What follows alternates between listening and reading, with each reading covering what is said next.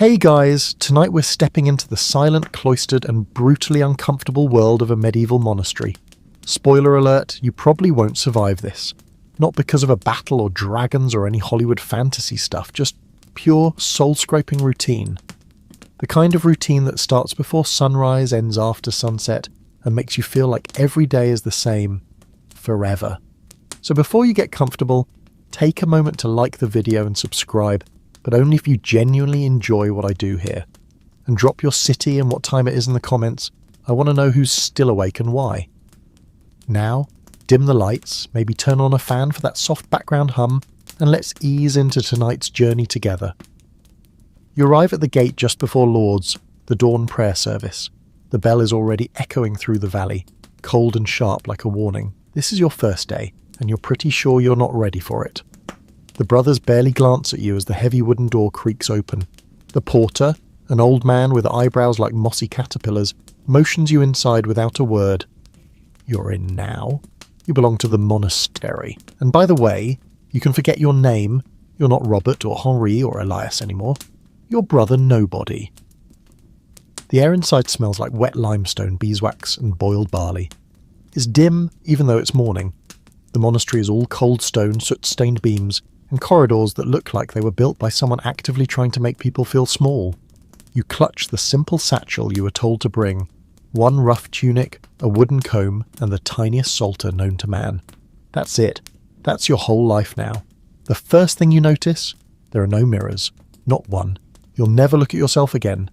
Vanity is a sin. Oh, so a comfort, freedom, and apparently socks, because your new sandals don't come with those.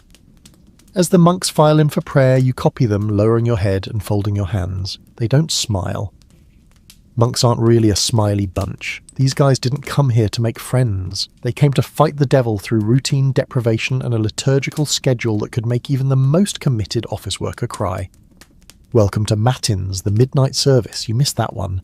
Then there's Lord's, which you're at now. Then Prime, Terce, Sext, Nun, Vespers, and finally Compline. 7 prayer services. Every single day, plus the night office if they're feeling especially devout. Each one chanted in Latin, each one involving a lot of standing, bowing, kneeling, and trying not to fall asleep. You'll get used to being hungry and tired, but you'll never quite master the art of not fidgeting during a 90-minute psalm marathon.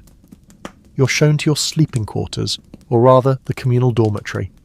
It's a long, narrow hall with dozens of narrow beds that aren't really beds.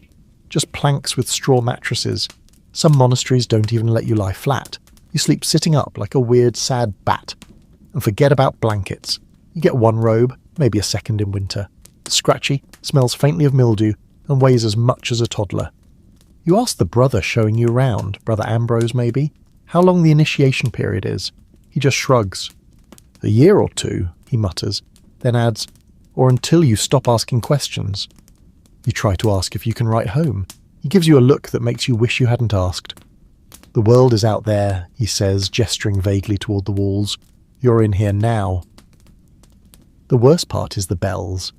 Every few hours, the same dull clang that yanks you out of sleep or work or whatever small moment of mental peace you were clinging to. You don't have a clock. The bell is the only timekeeper that matters. It tells you when to eat. Well, when to fast. When to pray, when to work, when to confess, when to beg for forgiveness for that one time you accidentally made eye contact with the visiting widow from the village, even though she was 300 feet away and you're not even sure she saw you. Historically speaking, monasteries were a kind of spiritual engine for medieval Europe.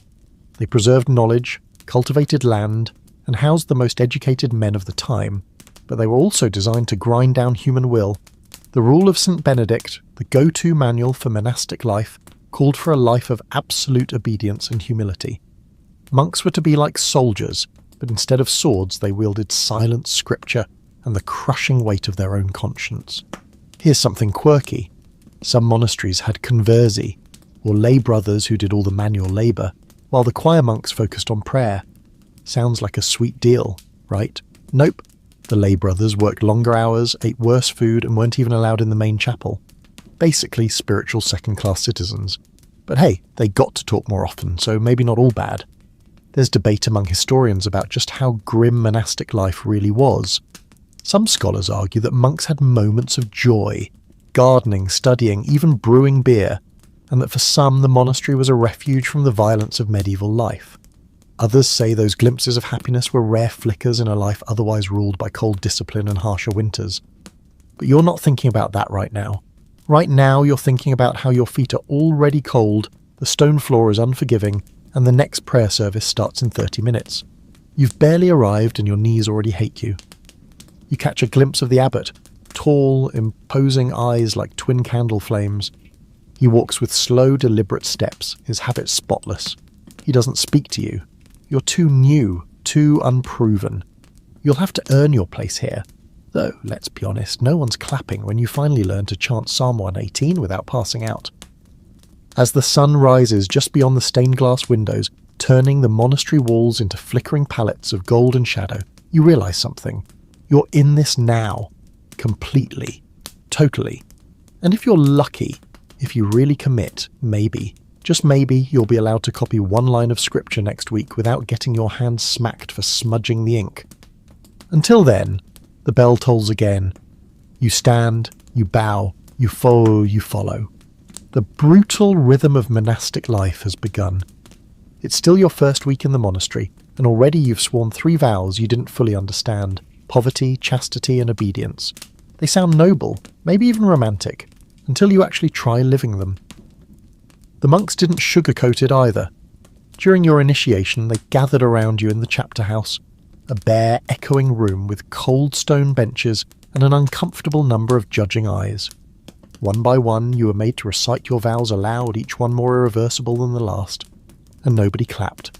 No music, just a silent nod from the abbot, like you'd signed your soul over and now the paperwork was done. Poverty is the easiest to understand. You own nothing, not technically. That robe you're wearing? Not yours. The chunk of bread you gnawed on at supper? Belongs to God. Even the itchy blanket that smells like old sheep? Still not yours. You are a vessel, supposedly emptied of all worldly desire. You'll be reminded of that every time you see something mildly luxurious, like a second spoon or a monk who's been allowed to keep his boots through the winter. Then comes chastity. Ah yes, the vow of no touching, no lingering looks, no impure thoughts. Theoretically. In practice, this one is brutal. You're young, healthy, and stuck in a closed environment with a lot of other oppressed men, all desperately pretending they don't have bodies. No one talks about it, but the tension clings to the walls like soot. You overhear a senior monk whisper to a novice, "If you find temptation rising, recite the Psalms until it passes." Which is fine advice unless temptation happens to rise during the Psalms, which it does. Frequently. For everyone. The worst, though, the absolute worst, is obedience. Poverty and chastity at least let you suffer in silence. But obedience, that one breaks you. You're expected to follow orders instantly, without question, even when they make no sense. The abbot says jump, and you don't ask how high. You jump and hope you don't land on another monk. If you hesitate, that's pride. If you ask why, that's rebellion. If you do something too well and seem pleased with yourself, that's vanity, which is also pride. Basically, if you even exist with an ounce of confidence, you're doing it wrong. You learn quickly that monks aren't saints. They are people who tried so hard not to sin that they accidentally invented new kinds of suffering. You're sweeping the cloister when Brother Martin mutters to you under his breath, "Never stand with your hands on your hips. It shows pride." You nod. Then he adds, "And don't sing too loud during Vespers. It makes the others jealous." You want to laugh, but you don't, because you're starting to get it. This isn't about living a holy life. This is about erasing yourself entirely so God has space to move in. Historically, these vows were supposed to free a monk from the distractions of the world, wealth, lust, ego, so he could focus fully on God. In theory, you're becoming more spiritual, but in practice, it's like being locked in a very quiet prison where the guards are also inmates and everyone's trying to out-humble each other. Still, there are strange, quiet moments that feel different. Not exactly peaceful, but otherworldly. You're sitting in the chapel, sunlight filtering through stained glass, and the chant of the monk surrounds you like a warm mist. It's hypnotic. Latin syllables stretching and bending over long, low tones, vibrating in your chest. For a split second, you feel like you understand something beyond language. Then the monk next to you coughs, and the spell is broken. Not everything is sacred, though. In the kitchen, you're ordered to peel a mountain of turnips, not potatoes. Turnips, the lowest, most joyless of root vegetables. A monk beside you hums a hymn quietly, his fingernails crusted with dirt. "When did you last speak to your family?" you whisper. He shrugs. 20 years ago, maybe 30. Then he picks up another turnip like it owes him money. The vow of obedience also means you'll be asked to do humiliating things for the sake of your spiritual refinement. Scrubbing latrines with holy water, for instance. Carrying buckets of night soil. Yes, that's medieval monk for human waste to the compost pits. Shoveling dung into the garden while reciting psalms. The older monks say this teaches humility. You suspect it just makes them feel better about bossing someone else around for a change. There's a long-standing debate among scholars about whether these vows were always strictly enforced. Some say monks were constantly breaking them in secret, sneaking food, hoarding coin dons, even sneaking out for the midnight rendezvous with villagers. Others argue that most monks were sincere, if rigid, and took their vows as a kind of lifelong spiritual training. The truth, as usual, probably lies somewhere in the middle. You've also heard murmurs, careful whispered ones, that not everyone who enters the monastery actually wanted to take the vows. Some were second sons dumped here by noble families who didn't want to split the inheritance. Others were sent here as punishment or as a place to stash inconvenient relatives. You wonder quietly how many monks secretly dream of the outside world, markets, music, women, and how many actually chose this life. In a rare moment of honesty, one of the older brothers tells you, the hardest thing isn't poverty or chastity, is that you are no longer your own. And he's right. You're not. The monastery owns your time, your labour, your voice, your soul. You go where you're told, eat what you're given, pray when the bell rings, and die when God or dysentery says it's time. At night, in your narrow bed, you stare at the wooden beams above your head. There's no candlelight, too expensive, and no warmth except for your own breath fogging the air. You hear a rat skitter in the corner and wonder if it's come for your crust of bread. You grip it tighter under your pillow, then feel guilty for hoarding. Tomorrow, you'll confess the sin of selfishness, and they'll make you sweep again. Somewhere in the distance the bell tolls, another prayer, another chance to show God how obedient you are. You roll out of bed, knees cracking, feet numb, back aching. You pull your robe tight around your body and shuffle into the cold. This is your life now. No riches, no romance, no reward, just rules, silence, and the slow erasure of self. The concept of sleep in a medieval monastery is really more of a suggestion than a rite. Whatever sweet idea you had of curling up after a long day of prayer and labour, maybe wrapped in a wool blanket with a candle flickering nearby, dreaming of warm bread, is gone now, permanently. You don't sleep like a human anymore. You sleep like a prisoner in a dimly lit crypt, on a straw mat that pokes through your robe and smells like damp cellar. And you don't even get to sleep in one go, that would be too merciful. Your night starts after Compline, the final prayer service held in near silence while the moon hangs like a scolded parent over the chapel. You file out with the other monks, dragging your feet down the cloister walk. No talking, no singing, no sighs of exhaustion. You're expected to enter into the great silence, a spiritual hush that begins at nightfall and lasts until after morning prayers. So no, you can't whisper to Brother Martin about that weird dream you had. Not unless you want a stern look and a week of latrine duty. You shuffle into the dormitory, where all the monks sleep in a single long hall. There are no curtains, no privacy, and absolutely no cuddling, just in case you were wondering. Each bed is separated by a few inches of air and mutual judgment. You lie down, more from custom than comfort, and pull your robe tighter. The chill of the stone seeps into your bones. The room smells of cold sweat, old straw and mildew. Someone's stomach gurgles. Another monk mutters a line from a psalm in his sleep. Then, just as your eyes flutter shut, just as you start to drift into a dream where you're maybe not a shivering guilt sponge, the bell tolls. It's time for matins. Yes, matins, the night office. The one that starts around 2 or 3 a.m., depending on the season and the abbot's mood. The bell rings like it's punishing the night itself, and all the monks groan inwardly. You don't say anything because talking is still off limits, but your body protests in the only way it can, stumbling, groaning and flaring every sore joint you've ever had. You get up, legs like cold meat, and make your way to the chapel, where candles flicker dimly and your breath is visible in the air. The chant begins, low and slow, Latin verses winding through the thick dark like fog. You chant psalms you barely understand, some about vengeance, others about mercy, and most of them just very, very long. Your voice cracks somewhere around Psalm 73, but nobody notices.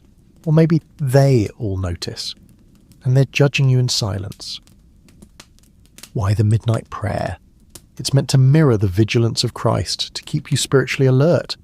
Some say it symbolises readiness for the second coming. Others think it's just another way to break your will. Historically, this nighttime devotion served a double function, keeping the monks in check and reinforcing the idea that spiritual life should cost you something, even sleep. Especially sleep.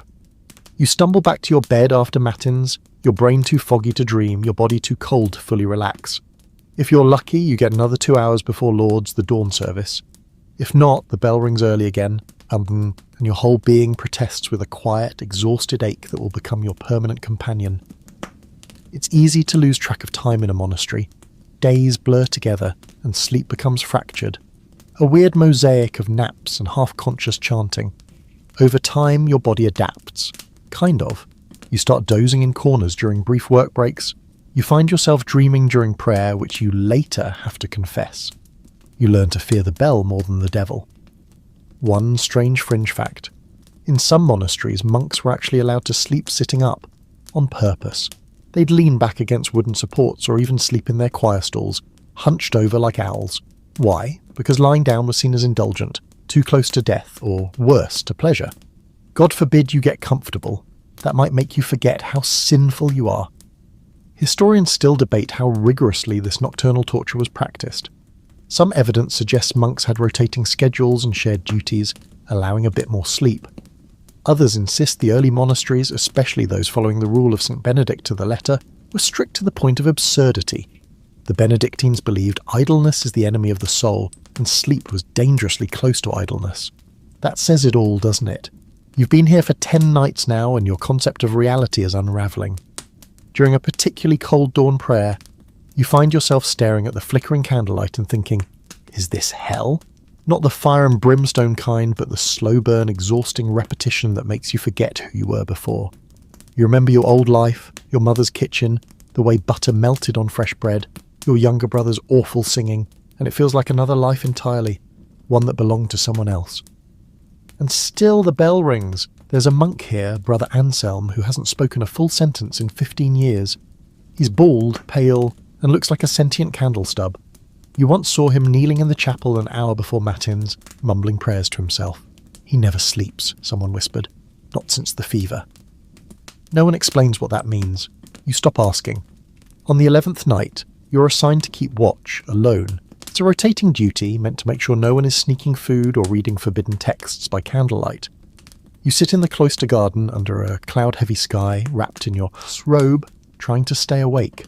The stars are invisible. The wind cuts through the arches like a blade. Somewhere nearby, a mouse scurries across the gravel. You wonder if God is watching, or if he's sleeping peacefully somewhere, warm and satisfied, while his servants count their sins in the dark. Eventually, you're relieved by another monk, who nods without a word and disappears into the chapel. You return to your mat, every bone aching, knowing that the bell will toll again before you even settle in. You don't dream anymore, you just blink, and then it's morning, or what passes for it. The monastery isn't just a place for prayers and whispered guilt, it's a machine, and you're one of its many, many moving parts. After only a few weeks, the rhythm of toil and devotion becomes second nature, like breathing or limping. Every day you're pulled through a carefully segmented routine called the Divine Office, punctuated by bells and back pain. The hours are planned with divine precision. Prime at sunrise, terce mid-morning, sext at noon, none in mid-afternoon, and vespers as the sun dips below the cloister wall. Each prayer is followed by labour, and each labour is followed by another opportunity to ask forgiveness for not doing that labour joyfully enough. You rise, you chant, you scrub floors, you chant again, you garden, you clean the sheep barn, you chant again, then haul buckets of barley mash across the yard because the older monk said it builds character. And after all that, more chanting. Everything in the monastery is part of a divine schedule meant to scrub sin from your soul, but it does a pretty good job of scrubbing your sanity too. Most of your waking hours are spent in manual labour. Depending on your abilities, or more often your punishments, you might find yourself in the garden, the kitchen, the stables, or worst of all, the latrines. Everyone dreads latrine duty. The phrase serving God takes on a new meaning when you're elbow deep in something that definitely isn't an incense. Your current assignment is the garden, which is better than most. There's fresh air and occasionally a radish. You and 3 other monks work the same rows every day, planting, weeding, harvesting, praying aloud as you go. Your hands develop thick calluses and always smell faintly of onions and manure. There's something meditative about it, though. You repeat the same motions over and over while your thoughts dissolve into the soil. Sometimes when the sun hits just right and the birdsong slips over the stone walls, you almost forget how tired you are. Almost.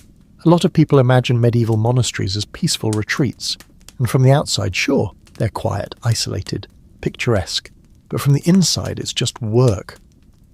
The rule of St. Benedict was big on balancing ora et labora, prayer and labour, but somehow the labour part always seems to win. The idea was that manual work kept the body humble and the mind pure, but more realistically, it just kept monks too tired to argue. You've learned by now that certain jobs are coveted, like being assigned to the brewery. Oh yes, monasteries brewed their own beer. And not just to drink. Beer was safer than water, especially in plague years. But also, well, monks enjoyed their beer. Not drunk, of course, heaven forbid, but mildly fortified. One of the brothers jokes that a pint of ale is just liquid bread with a personality. You'd kill for a pint, but you've been assigned to dig irrigation trenches. Again. And don't think for a second that weather gets you a break. Rain, you'll be out there in a robe that drinks water like a sponge, digging ditches in soup-thick mud. Snow? It's time to shovel paths between the chapel and the dormitory while reciting psalms through a scarf made of frost and regret. The worst days are the windy ones. Cold air sneaks through every stitch of your robe, and the hood flaps like a dying bird while you try not to lose your place in the rosary. One quirky fact you wish wasn't true: some monks used to carry around a skull, a literal human skull, as a daily reminder of death. A memento mori, they called it. You saw Brother Silvanus meditating in the cloister garden last week, fingers gently stroking the top of one. You don't know who it belonged to. No one does. You just know that he stares into its eye sockets like he's trying to have a conversation with eternity. There's a constant debate among monks, quiet and circular, like most things here, about which work is most holy. Is prayer the truest form of devotion, or is labour the better sacrifice? Some argue that silence in the chapel brings you closer to God. Others say God is in the compost heap. Personally, you think he's wherever people aren't yelling about manure techniques. Your least favourite part of the day is refectory cleaning. After the brothers eat, someone, usually the newest monk, meaning you, is tasked with clearing the dishes, scrubbing the tables, and sweeping crumbs that technically aren't even allowed. Meals are eaten in silence, of course, and while one monk reads scripture aloud, everyone else stares into their gruel, chewing slowly like guilt machines. Afterward, you try to scrape dried oat paste off wooden bowls without losing the will to live. You get into trouble today, not for laziness, not for stealing food, but for working too quickly. The abbot says speed suggests impatience, and impatience is the seed of pride. So now you're assigned to wash the garden tools, by hand, with cold water, while kneeling. That's not a joke. You kneel in the mud and scrub iron spades as if they were sacred relics. Your knees throb for hours. Some monks cheat a little. You notice Brother Odric hides under the stairs during sext, pretending to pray while actually napping with his face in his robe. No one calls him out. Maybe everyone's done it at some point. Maybe God forgives small cheats if your back hurts enough. Then there's Brother Gervais, who works in the infirmary. He seems peaceful, even happy. He tends to the sick, mixes herbs, says gentle prayers. He even smiles sometimes, which feels like spotting a unicorn. You wonder what his secret is. He tells you quietly, "I don't ask why, I just do." You nod, even though you're not sure if that's wisdom or surrender. The reality is, you're constantly exhausted. The kind of exhaustion that seeps into your soul. But there's no relief, no weekend, no sick day unless you're actively vomiting blood. And even then, someone will hand you a mop. You scrape mud from your robe, knowing tomorrow will look exactly like today, and the day after, and the one after that. A perfectly crafted wheel of toil, prayer, sleep, repeat. The bells will ring, your knees will ache, and the abbot will watch from the cloister walk like a crow in human form. But as the sun sets, casting golden light across the fields, you catch a glimpse of beauty. The garden rows are perfectly neat.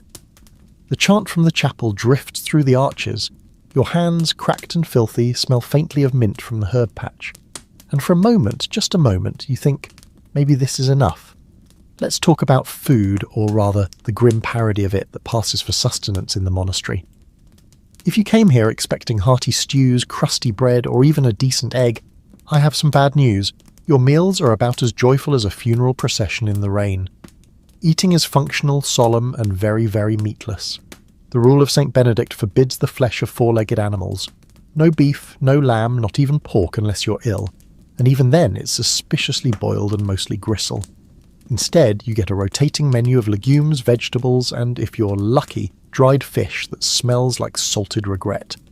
Your first real meal after taking vows is exactly what you feared. Watery cabbage soup, a chunk of dark bread that could double as a building brick, and a sliver of hard cheese with the emotional warmth of gravel. You sit silently in the refectory, the long dining hall with its vaulted ceilings and air of quiet doom. All the monks eat facing the same direction, with their backs straight and eyes forward. It's not a conversation, it's a ritual. Every meal begins with a bell, a prayer, and the reading of scripture. One monk stands at a pulpit chanting in Latin about divine judgment while you try to chew without making noise. You're not allowed to speak, not even past the salt. Not that there is salt. You communicate with eye twitches and hand gestures, though no one seems to know what half of them mean. One time you asked for more broth by pointing to your bowl and making a hopeful circle with your finger, and the server thought you were confessing gluttony. You were assigned to scrub the hallway with a rag and a bowl of ashes. Your knees still hate you for it. The meal itself lasts maybe 20 minutes, and when it's over, you're hungrier than when you started. Some monks try to stretch it out, cutting their bread into microscopic bites, sipping soup like it's holy nectar. Others just stare into space, chewing slowly, as if they're trying to remember what taste used to be. Historically, monastic diets varied depending on region, wealth, and season. Richer monasteries, like those in France or southern England, had access to more variety. Dried fruits, fresh fish, better bread. Poorer houses survived on thin porridge, raw turnips, and prayer. Always prayer. The strictest orders, like the Cistercians, took fasting to an art form. Some monks would go entire days without solid food, subsisting on water and the sheer momentum of divine guilt. Today is Friday, which means fish. Again. The cook, Brother Elias, a man with permanent soot on his face, hauls out the salted cod. You're pretty sure it's the same cod from last week. It's hard, grey, and smells like seaweed's angry cousin. He slaps a slab onto your wooden plate with all the enthusiasm of a tax collector. You chew it for a full minute before realising it's not softening. It's just transforming into salty paste in your mouth. Across the table, a monk is carefully removing bones from his serving, laying them out in perfect parallel like some kind of ascetic art installation. A quirky little detail. Some monasteries used almond milk as a dairy substitute during fasts, and you've tasted it once. It was shockingly good. Too good. Suspiciously good. It almost made you cry. The abbot noticed and reassigned you to water duty for the week, just to be safe. Joy, after all, is only acceptable in measured doses. The fasts are another beast entirely. Advent, Lent, every Wednesday and Friday. Then there's Ember days, Rogation days, and whatever feast of Saint someone you've never heard of requires a bread-only diet. You once went 3 days with nothing but pea soup and holy water, and on the 4th day, Brother Ambrose tried to eat a beeswax candle. No one judged him. It smelled like honey. Everyone understood. There's ongoing debate among historians about how strictly fasting rules were kept. Some evidence suggests monks cheated a lot. Fish was technically allowed, so monasteries got creative. Beavers, for instance, were classified as fish because they lived in water. Yes, really. So roast beaver was on the menu in certain places, and no one blinked. There are even records of swan and puffin being consumed under the same logic. The medieval church had a flexible relationship with biology when appetite was involved. But not in your monastery. Yours follows the letter of the rule with painful zeal. The abbot once reprimanded a monk for licking a spoon too thoroughly. He called it sensual indulgence. No one laughed. During harvest season, meals get slightly better. Fresh vegetables, bread that isn't fully stale, even the occasional apple. You don't realise how emotional you've become about food until you cry biting into a pear. It was small and lopsided, but it tasted real. Not soaked in brine, not boiled into mush, just juicy and sweet. You immediately confessed your attachment to material pleasures and were assigned to weed the cloister lawn for penance. It was worth it. Feast days are a mixed blessing. On one hand, the food is richer, maybe an egg or spiced lentils if the kitchen is feeling bold. On the other hand, you have to endure 4 times as many prayers, 2 processions, and a sermon that feels like a theological hostage situation. The food never outweighs the extra genuflections. You've started to dream about food. Not metaphorically, actual dreams. Roasted chickens that wink at you. Loaves of bread that float toward your mouth like sacred relics. One night you dream of cheese, just cheese, a wheel of it glowing softly like the moon. You wake up biting your robe. But here's the strangest part. Eventually your body stops fighting. The hunger becomes a constant low hum instead of a roar. You adjust. Your stomach shrinks, your expectations wither, and your taste buds learn to find sweetness in dried lentils. You stop hoping for more. Not because you've mastered desire, just because you're too tired to remember what it felt like to want anything else.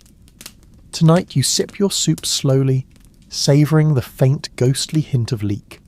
You dip your bread carefully, not because you're being holy, but because you don't want it to crumble into the bowl and vanish forever. The monk beside you sneezes and nearly knocks over his water. You both freeze, no one moves. Then the lector's voice rises again. Man does not live by bread alone. You're starting to believe it, mostly because there's no bread left. Let's step into one of the strangest and most punishing rooms in the entire monastery, the scriptorium. It sounds elegant, maybe even noble. You might be picturing a grand hall filled with monks in flowing robes, delicately illuminating holy manuscripts with shimmering gold leaf and thoughtful expressions. That's optimistic.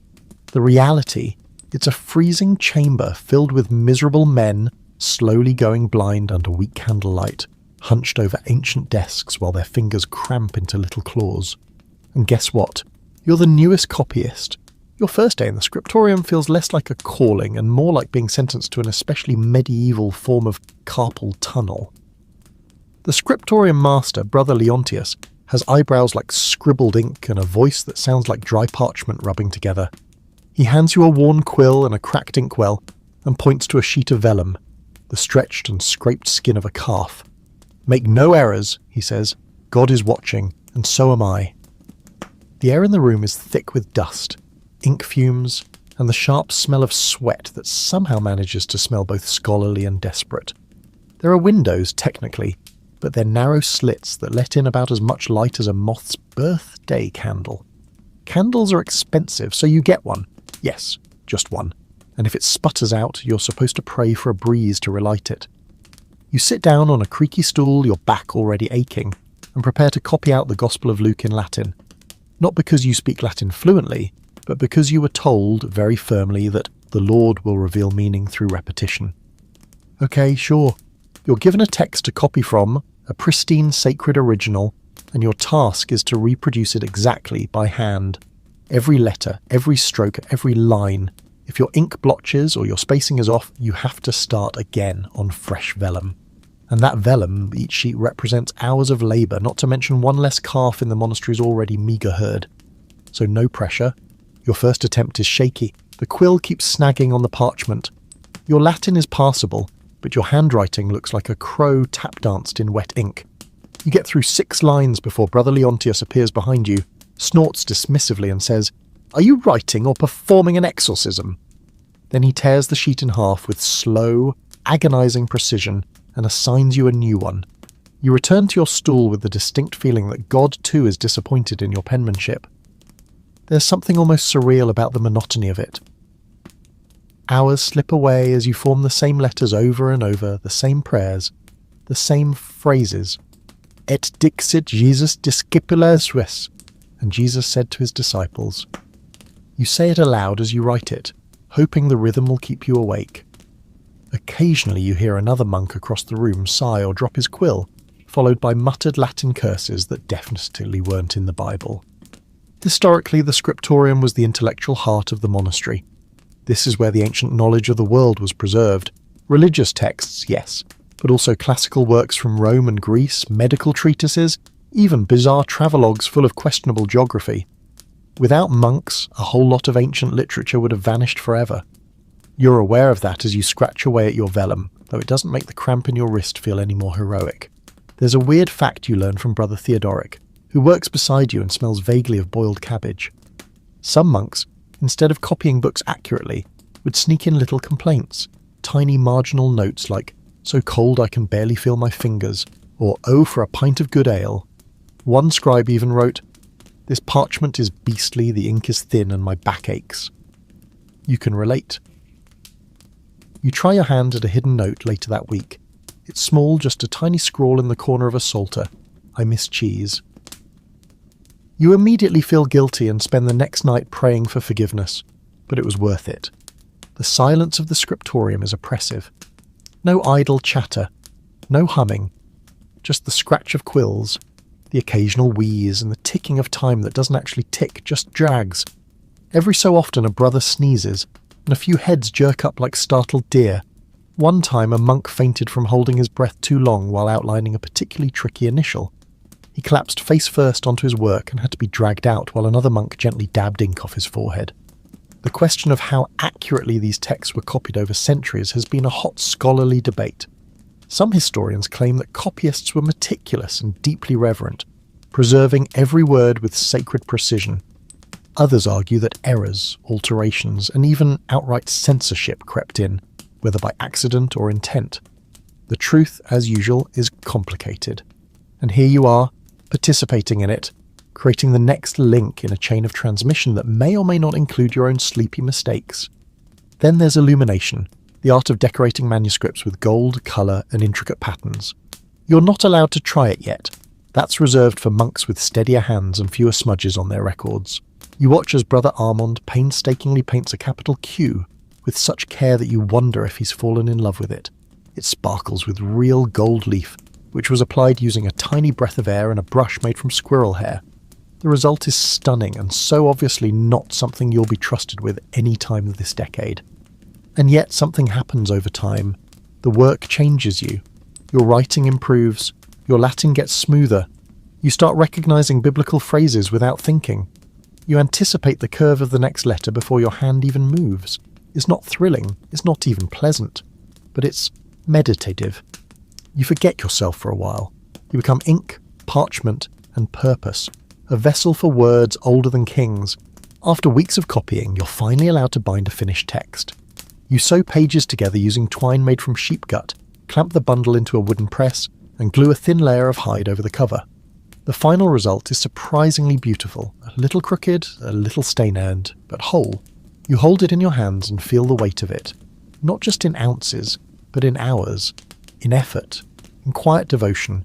You return it to the library, placing it beside dozens of other volumes, each one handmade, each one the product of aching backs and burned fingertips. You look around at the rows of shelves, rough wood filled with wisdom, and you realize this is the monastery's real treasure. Not gold, not relics, knowledge, preserved by men who've forgotten what the outside world smells like. You leave the scriptorium with inky fingers, sore shoulders, and a strange sense of peace.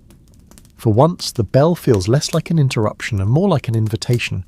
Another hour, another task, another chance to lose yourself in something larger than your aching body. Silence isn't just a guideline here. It's law. In the monastery, speech is rationed more strictly than bread, and often tastes about the same. You learn quickly that talking isn't simply discouraged, it's a spiritual hazard. The tongue, the rule says, is the gateway to sin. Idle chatter leads to pride. Jokes lead to temptation. Gossip leads straight to hell. So they lock your mouth down like a vault. Welcome to the great silence, which, if you're keeping track, has now lasted days longer than you ever imagined you could go without muttering even a single complaint. You remember how strange it was at first. You tried to say good morning to Brother Hugh on your second day, and got a frown so sharp it could have sliced turnips. Then came the warning. Silence is sacred. Words are for prayer, confession, and obedience. Everything else, best kept behind your teeth. So instead, you gesture. Not gracefully, mind you. The monastery uses a complex system of hand signs that's sort of like medieval charades, only with more spiritual consequences. Want to ask for bread? You make a slicing motion. Need the latrine? Point left, then right, then make a vaguely distressed face. And if you want to signal that a brother is being too noisy, well, technically that's prideful, so you just breathe deeply and offer it up to God. The signs aren't universal either. Every monastery has its own local dialect of hand-waving and grimacing, which means you accidentally ask for cheese when you meant to ask for wax, and Brother Barnabas gives you a look like you just confessed heresy.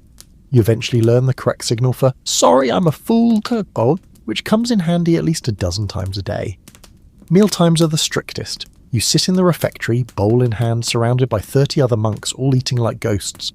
No clinks, no coughs, no words. If you drop your spoon, you just stare at it and pray someone feels enough pity to slide it back with their foot. Once you sneezed. Just once. And the entire table looked at you like you'd let the devil in through your nose. The only place you can speak freely is the chapter house during the daily confession of faults. But even then, it's not a conversation. It's a ritual. You kneel and admit your shortcomings to the abbot and your fellow monks, all in Latin. I failed to bow properly during none. I did not extinguish my candle with appropriate reverence. I felt envy toward Brother Thomas's chanting voice. It's less about healing and more about reminding everyone that you're a broken thing held together by guilt and God's mercy. Historically, the emphasis on silence came from the rule of St. Benedict, which warned that in much speaking you will not escape sin. The Benedictines believed that silence wasn't just discipline. It was a weapon against the chaos of the world. It forced introspection, killed vanity, and made space for God to speak. In theory. In practice, it made for a lot of awkward hallway encounters and people accidentally walking into each other around blind corners. There's a quirky exception, though. Some monks had the special role of guest masters, and they were allowed to speak to outsiders. These lucky few not only got to use words, they got to hear stories from the outside world. Travellers, pilgrims, messengers, they all passed through the guest quarters, and the guest master was there to greet them, question them, and report anything useful. You briefly considered praying for a transfer, but then remembered how terrible you are at making eye contact. And what about your inner voice? Well, it gets louder. When you're not allowed to talk, your thoughts fill the silence like wind through an empty hall. You catch yourself arguing with no one, reimagining conversations from 5 years ago, mentally composing letters to people you'll never see again.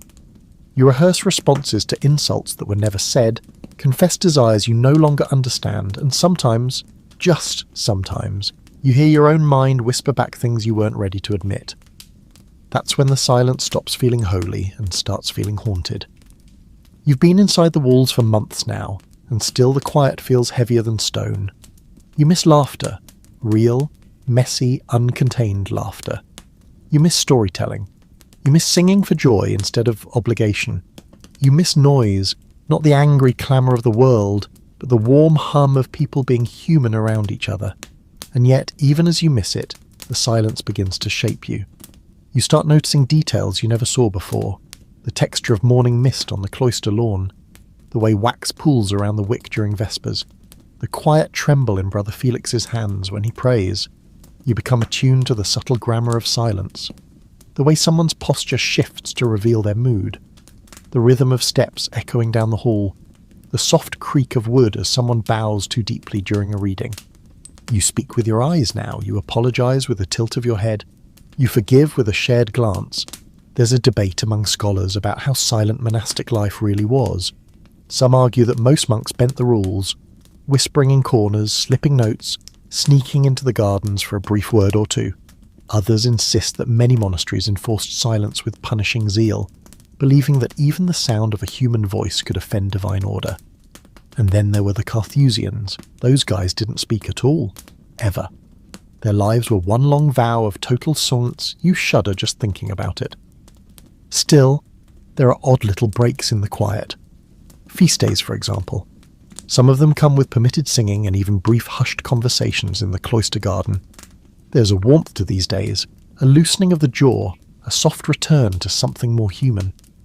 And once, during harvest, Brother Martin muttered a joke under his breath about a pear that looked like the abbot. You nearly dropped your rake laughing. That fleeting moment of rebellion felt more holy than a week of perfect chanting. The silence, for all its harshness, becomes something you carry, not just in the monastery, but in your body. It follows you into your sleep, into your breath. It sculpts your thoughts into quieter shapes. And while you sometimes feel like you're being erased by it, you also realize that part of you, some small still part, needed this quiet to hear something else, something deeper. One night, during Compline, you kneel in the chapel as the candles flicker low. The chant rises around you, soft and slow to flow, like smoke curling through the arches. You're not singing, just listening, not thinking, just being. The silence wraps around you. Not a punishment this time, but a cloak. A kind of peace, get that? And for the first time in months, you don't miss your voice. It starts small, just a sideways glance during sext, maybe an elbow jostle in the scriptorium, a little too aggressive to be accidental. You ignore it, of course. You're here for humility, not schoolyard drama. But the second time Brother Ardo accidentally dumps water onto your robe during dish duty, you start to realise something. Monks aren't saints, they're men, just like anyone else. And being cloaked in woolen scripture doesn't magically delete jealousy, pride, or plain old pettiness. In fact, this place might amplify them. Life inside a monastery, with its silence, its discipline, and its isolation, acts like a pressure cooker. There's no gossip over lunch breaks, no private spaces to vent, no family visits to take the edge off your mood. You can't go for a walk around the block to cool your temper because the block is a cloister walk, and your audience is God. Everything simmers just below the surface, until it doesn't. You first feel it during laundry duty. You and Brother Ardo are hanging wet habits on the line, rough wool that smells like boiled earth, when he accidentally flicks water into your face. You give him a look. He raises an eyebrow, smug. Neither of you says anything because neither of you can. Later that night you find your candle missing. It could have fallen, sure, or someone could have taken it. When you light a replacement and return to your bench in the chapel, the wax has been warmed and slumped to one side. Used. Someone's been here. And you know who. The problem is, you can't confront anyone directly. That's the beauty, or the curse, of monastic life. Everyone's wrapped in the same vow of silence, the same robe, the same daily schedule. You're expected to be beyond pettiness, above retaliation. But you're not. No one is. And when you're trapped with 30 other men who are all pretending to be holier than they are, things get creative. Brother Hugo, a novice who's been here 3 months longer than you, tells you that sabotage isn't uncommon. He once found his prayer book soaked through with wine. Another time, someone replaced his jar of ink with lamp oil. Don't rise to it, he warns you. That's how they win. But you're already dreaming of the perfect revenge, one that's silent, holy-looking, and satisfying, so you wait. The next time Brother Ardo leaves his sandals outside the dormitory door, standard practice for cleanliness, you shuffle them just far enough under the staircase that he has to crawl on hands and knees to retrieve them. It's petty, it's juvenile, it's beneath you, and yet feels incredible. There's a fringe tradition here, one that doesn't get written down. Some monks, usually the older ones, practice penitential pranking. Not for cruelty, but to test the patience and humility of their brothers. Hiding food, moving bookmarks, swapping psalters. It's like spiritual hazing. They say it's supposed to reveal your true character under pressure. But really, it's just another way to entertain themselves without breaking the rule. Monks are supposed to confess every offence, of course, but not all offences are spoken aloud, especially the kind that leave no mark. One brother finds his robe tied in knots. Another discovers someone has replaced his quill with a hollowed twig. Once, someone rearranged the library scrolls just enough to throw off a month of cataloguing. The culprit was never caught, though a few monks exchanged knowing glances at the next confession session. The scholarly debate around monastic conflict is quietly amusing. Some argue that monks, by virtue of their vows, were more peaceful and cooperative than average medieval folk. Others claim the opposite, that the very conditions of monastic life created conflict. Jealousy over roles, competition for favour, resentment over who got kitchen duty versus who got to copy St. Augustine. Add to that the unrelenting silence, and you've got yourself a psychological experiment wrapped in woolen incense. You see the worst of it during Lent, when tempers are already frayed from fasting. Brother Piers and Brother Cedric get into a full-blown shoving match in the herb garden, over parsley. Not metaphorically, actual parsley. Apparently Piers pulled it too early. Cedric said nothing for 3 days, then accidentally dumped his wash bucket over Piers' feet. The confrontation ended in glares, silent penance, and a very awkward group confession. The abbot made them work side by side for a week, turning compost in the same corner of the garden. Their smiles were thin. It gets personal too. You notice that Brother Gervais, the infirmarian, receives subtle deference from the others. He has clean boots, a softer mattress, better candlelight. Some say it's because he's earned it. Others whisper about favours and secret letters.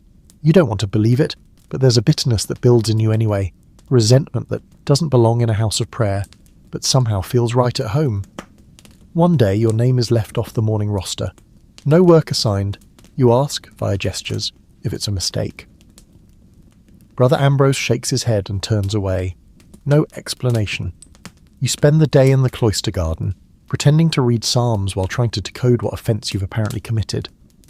The silence gives no answers. Later that week, someone replaces the herbs in your stew with bitter leaves. Not enough to make you sick, just enough to ruin your appetite. You eat it anyway. You chew slowly, like a monk who's very close to understanding why early desert hermits went into caves and never came back. And yet, for all the petty cruelty, there are strange moments of solidarity too. One evening you drop your candle and watch it rolls into the dark. Before you can crawl after it, Brother Thomas quietly nudges his own flame your way. A small thing, but it hits you harder than all the slights combined. Another time you fall asleep during vigils, head tilted back like a broken puppet. When you jolt awake, expecting punishment, you find a folded scrap of vellum tucked into your sleeve. You are not alone. No name, no handwriting you recognise. Maybe that's the point. The monastery doesn't erase human weakness, it just contains it, compresses it, forces it into strange shapes, some of them cruel, some of them kind. And so the dance continues. You scrape wax off your bench, you untangle your robe from mysterious knots, you bite your tongue when someone jostles you in the hallway. And when you catch Brother Ardo's eye across the cloister and he smirks ever so slightly, you simply incline your head. Just enough to say, "Not today, brother, not today." It's midnight and you wake up sweating, not because of heat, your cell is freezing, but because of a dream. A strange one, something about fire and shadows, and a woman you can't quite remember. It's gone now, but your heart is still racing and you feel guilty, instantly, automatically.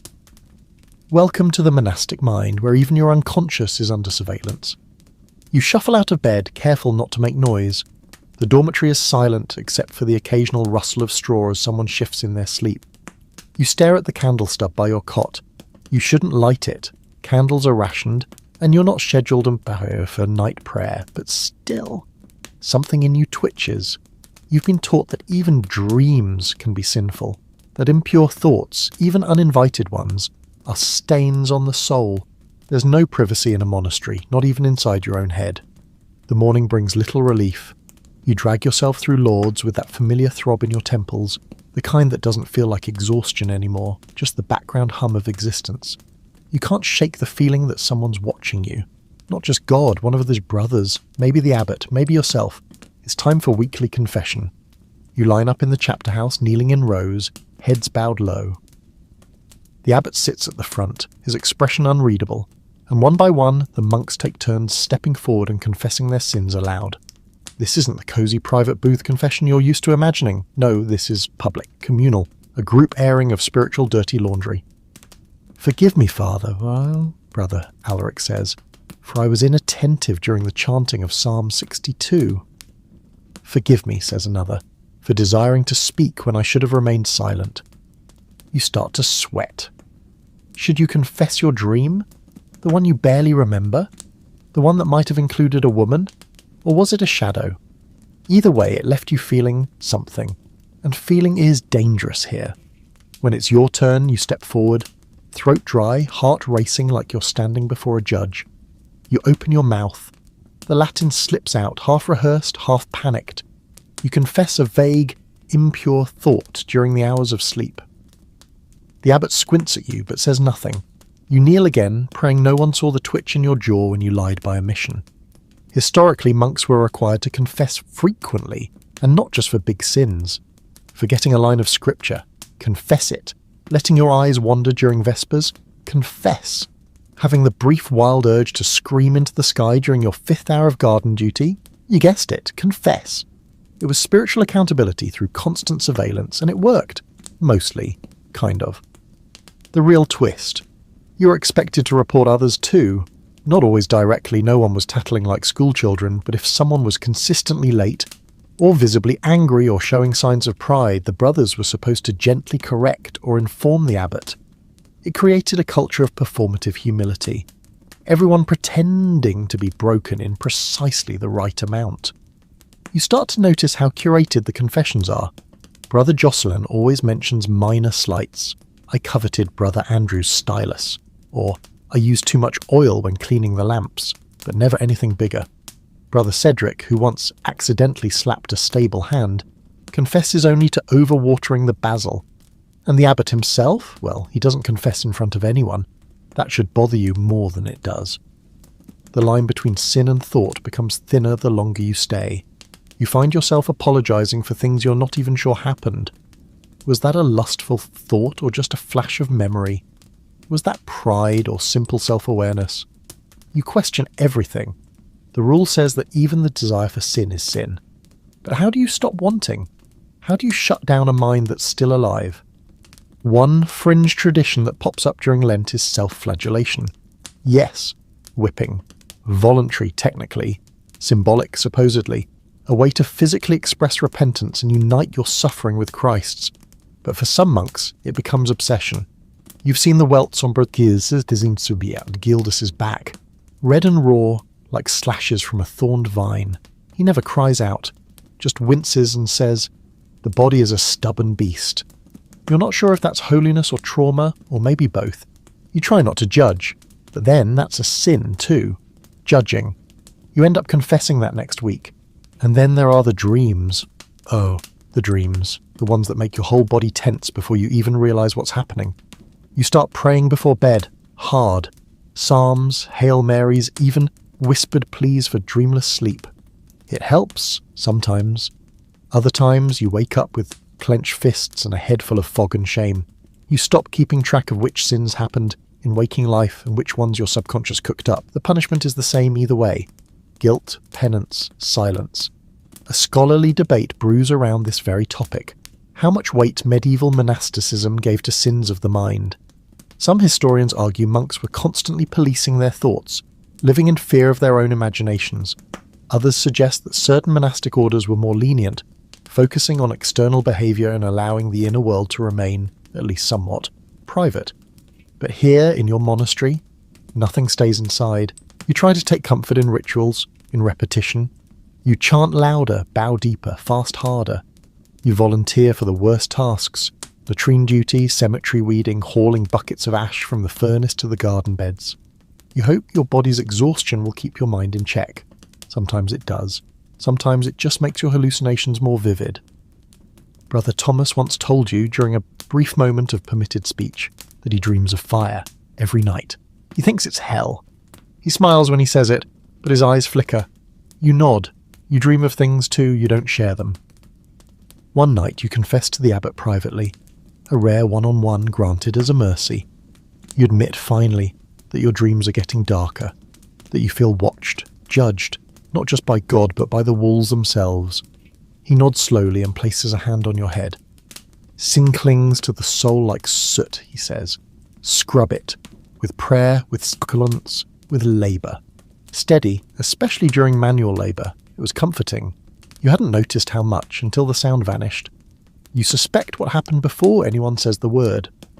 Heretic. It doesn't come easily. It arrives in pieces. First, you hear that Aldrich had asked a question. Something during theological study that didn't sit right with Brother Leontius. Then there's a rumour that he requested access to a forbidden book. Then someone says he skipped Compline one night and was seen alone in the herb garden, staring at the stars instead of his psalter. And that was enough. Monasteries were places of order. Strict, top-down obedience. There wasn't room for spiritual improvisation. If the church said the earth was the centre of the cosmos, then you bowed your head and repeated it. If the abbot said the relic in the chapel came from St. Cuthbert's left kneecap, then you venerated it, no questions asked. Truth wasn't a thing you searched for, it was handed to you, wrapped in hard Latin and sealed with authority. But Aldrich, he wanted to understand. He didn't just memorise doctrine, he doubted it. Asked why we pray in Latin if most brothers can't understand it. Wondered why God needs silence when creation is full of noise. Asked if a thought, by itself, could really be a sin. Dangerous questions, the kind that shift things. You overhear a whispered conversation between Brother Thomas and the infirmarian. He said grace wasn't something you could earn, Thomas mutters. Said it was already ours. Gervais just sighs and replies, sometimes a match is enough to burn the whole chapel. A few days later, the abbot delivers a brief sermon about spiritual deviation. He doesn't name Aldrich, but everyone knows.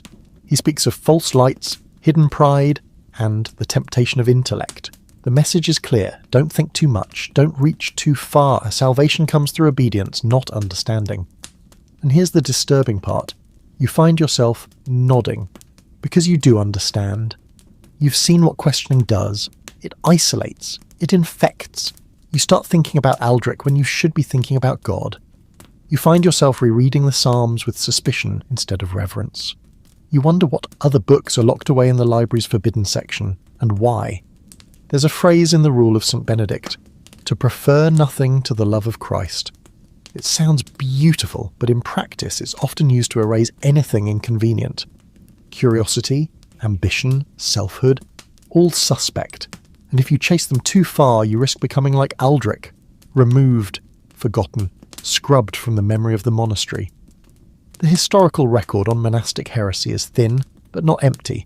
There are documented cases of monks who developed their own ideas of salvation, who read texts not sanctioned by Rome, who spoke of personal visions or divine messages that didn't match the official liturgy.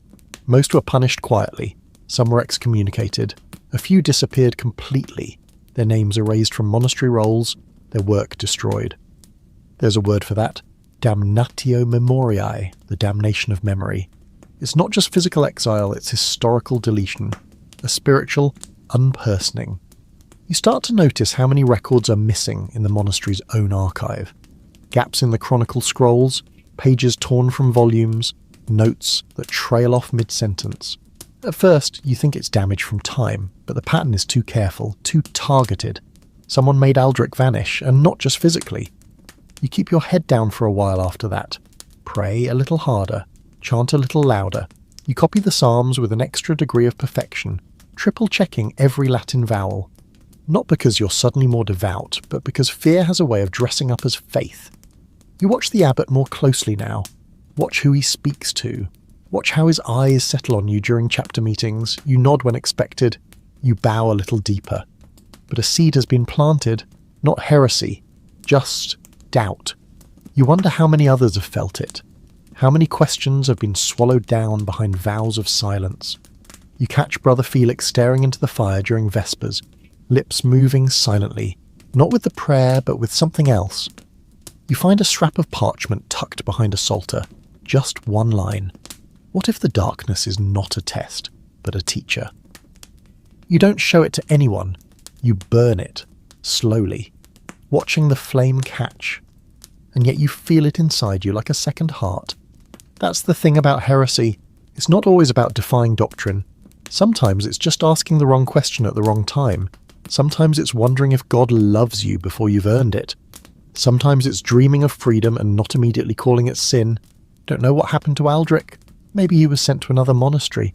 Maybe locked away, maybe worse. You'll never find his name in the register again. That's certain. His psalter was redistributed, his bed reassigned, his candle snuffed, but he left something behind. In the corners of your mind, in the hesitation before you bow, in the way you listen more closely now to the chanting, wondering if it's truth or just echo. You light a candle that night, long after Compline, not for a saint, not even for Aldrich, whose fate you aren't supposed to mourn. You light it for the question, the one that still burns. Power wears a robe just like yours. That's the first thing you learn as you rise through the monastic ranks. Not because you asked to, but because you're obedient. You copy texts neatly, and let's be honest, because you haven't dropped a candle or started quietly questioning original sin in public. Not yet. So now Brother Martin calls you disciplined. The abbot nods at you more than once a week, and suddenly your name appears beside supervisory duties on the weekly rota. Just like that, you've become someone others notice when they're sweeping the cloister. You didn't mean to climb, it just sort of happened while you were trying not to fall, and with the elevation comes a strange new burden. You start seeing how the gears of the monastery turn, you start seeing who turns them. The abbot's cell is larger than yours, of course. Larger than anyone's, with its thick wooden door and stained glass window of St. Peter brandishing keys like a bouncer at the pearly gates. His robe is darker, his voice lower, and when he enters the chapel, everyone straightens like wind-up toys. He rarely smiles. He doesn't need to. Smiling is for the weak, or at least the moderately humble. The abbot doesn't ask for obedience, he absorbs it. Officially, abbots are chosen through election by the monks themselves, but let's not pretend this is democracy. By the time someone's being considered, the others have already been nudged toward approval by whispered praise and a few not-so-innocent recitations of his virtues during meals. The system favours the clever and the quiet, the ones who never get caught napping during vigils and who speak just enough Latin to sound wise but not enough to raise questions. And then there are the sub-priors, the cellarers, the guest masters, layers of authority beneath the abbot, each with their own tiny kingdom. The cellarer controls the wine and the salt, which means he controls joy. The guestmaster speaks to the outside world, and sometimes even laughs, though only with outsiders. The librarian has access to books no one else is allowed to read. Each of them holds a piece of the monastery's soul in their ink-stained hands. You're not immune to it either. The first time a novice bows to you, you feel a rush. A spark of pride you instantly bury in a Hail Mary and 2 extra verses of Psalm 37. But it lingers. When you assign Brother Felix to garden duty, you catch yourself doing it with just a little too much satisfaction. When you're given a key to the side door of the scriptorium, your fingers tingle with the weight of it. This is how it begins. Power here isn't loud, it's quiet and slow and deeply enshrined in routine. The abbot never raises his voice. He doesn't need to. His decisions ripple outward through layers of obedience until you find yourself hauling stone at sunrise and calling it divine will. You witness your first real abuse of it when Brother Adalbert, an older monk with a limp and a sharp memory, is reassigned from the library to the compost pit with no explanation. He doesn't protest, just bows and shuffles off, but the reason floats through the cloister like incense. He corrected the abbot's Latin during Vespers, not publicly, just a soft murmur, 1 line, 1 conjugation, and that was enough. From then on you notice the subtler games of monastic politics. A slightly too generous portion of cheese for Brother Thomas, a candle left mysteriously on Brother Gervais's bench during Lent, reassignments that look random but clearly serve some agenda, and always the abbot, watching, deciding, never explaining. Historically, monasteries were supposed to function as humble communities, ruled by spiritual discipline and self-denial. But in reality, they often mirrored the world they claimed to reject. Politics flourished within the cloister. Ambition simmered beneath vows of poverty. Abbots wielded enormous influence, and corruption, though quieter than in the outside world, still seeped in through the cracks. There's a well-known case from the 12th century of an abbot who used monastery funds to buy a personal vineyard. Another kept a private stash of manuscripts he refused to share with the brothers. One was even accused of fathering a child with a laundress from the village, though of course the official record notes only his early retirement due to illness. And here, your abbot is no monster. He's not cruel, but he is careful. He rewards loyalty. He ignores those who ask too many questions. He speaks of grace like it's a ladder, and he stands on the top rung. You once believed monastic life was a great equalizer, that your vows stripped you down to the same bare soul as every other brother. But now you know better. Vows don't erase human nature. They just give it a new vocabulary. Pride becomes zeal. Favoritism becomes discernment. Fear becomes discipline. One day you're asked to sit in on a disciplinary council. A novice, barely 18, has been caught reading from a book that was meant for senior monks only. A commentary on Revelation. Nothing scandalous, just above his level. He's scared. Kneeling. Trembling. You wait for the abbot to scold him gently, to offer guidance. Instead, he says, presumption is a weed that grows in fertile minds. and assigns the boy a month of silent labour. No speech, no chapel, no study, just digging ditches behind the garden wall. You flinch, but you say nothing. Afterward, the abbot turns to you and says, "A monk must learn where his boundaries are." You nod. You chant your psalms. You go back to the scriptorium and write a particularly beautiful cue illuminated with gold leaf. And you try not to think about how easily your silence joined the machinery.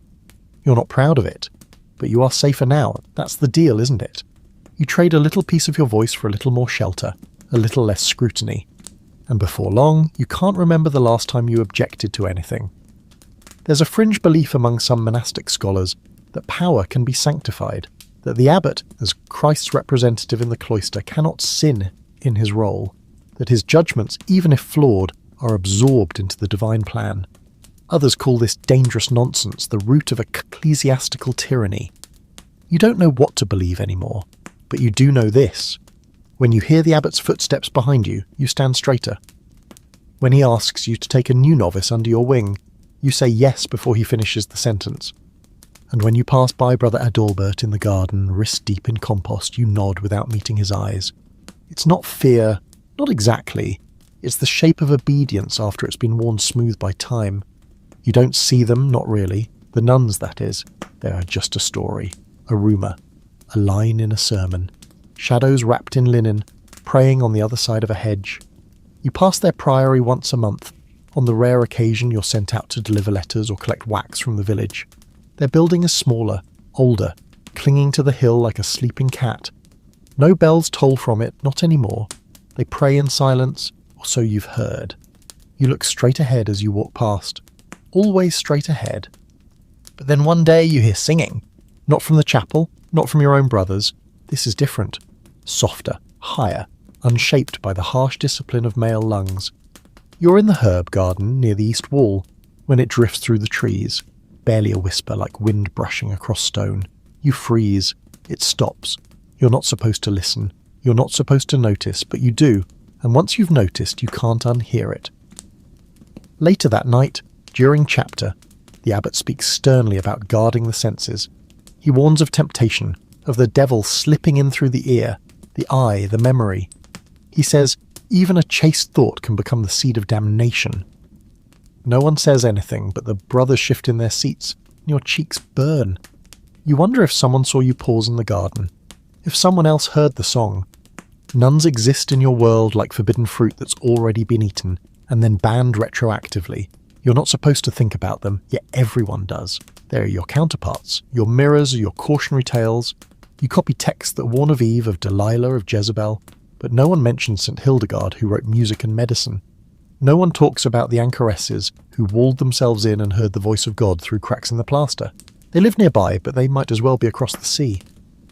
A few weeks later, the guest master returns from a neighbouring abbey with news. One of the nuns is ill. The message is quiet, but it lands like a pebble in the middle of your mind. You volunteer to help, not because you care, of course not, but because you've learned that volunteering makes you appear obedient. You're sent with herbs and instructions, alone. You don't even go inside. The nun waiting at the gate is older, veiled, hands folded. She takes the bundle without looking at you. You nod. She nods. That's it. Except, just before the door shuts, she says softly, "Thank you, brother." Her voice is dry like paper, but kind. And for a full day afterward, you can't stop replaying it. You tell yourself it's nothing. But it isn't. Here's the truth. Monasteries struggled with the women problem. Vows of chastity demanded distance, but real life kept creeping in. Some monks were sons of noble families, whose sisters became nuns. Some arrived at the abbey with old loves still clinging to their hearts, and some simply couldn't silence their bodies no matter how many psalms they chanted. It wasn't about weakness. It was about being human in a place that expected you not to be. You've read accounts of scandals in other abbeys. Secret meetings, smuggled letters, illicit touches passed beneath prayer shawls. There are court records, even excommunications. One monk in Yorkshire fled after a liaison with a prioress was discovered. Another claimed to have visions of Mary that turned out to be hallucinations from starvation and misplaced desire. But your order doesn't talk about that. Here, it's all discipline and denial. Temptation is a demon. Women are vessels for sin. And love, real, messy, trembling love, is not only irrelevant, but dangerous. Still, the cracks show. Brother Felix stares too long when the nuns pass by on feast days. Brother Gervais, gentle and quiet, once confessed to keeping a scrap of embroidered cloth beneath his pillow. He said it was from his sister, but no one asked questions. And Brother Silvanus, you've heard him whisper names in his sleep, soft like prayer, and not names of saints. You dream of them now, not lustfully. At least not always. Sometimes you just dream of faces, of voices, of a laugh in a hallway, of someone looking at you like you're not invisible, like you matter beyond your Latin grammar and your good behaviour.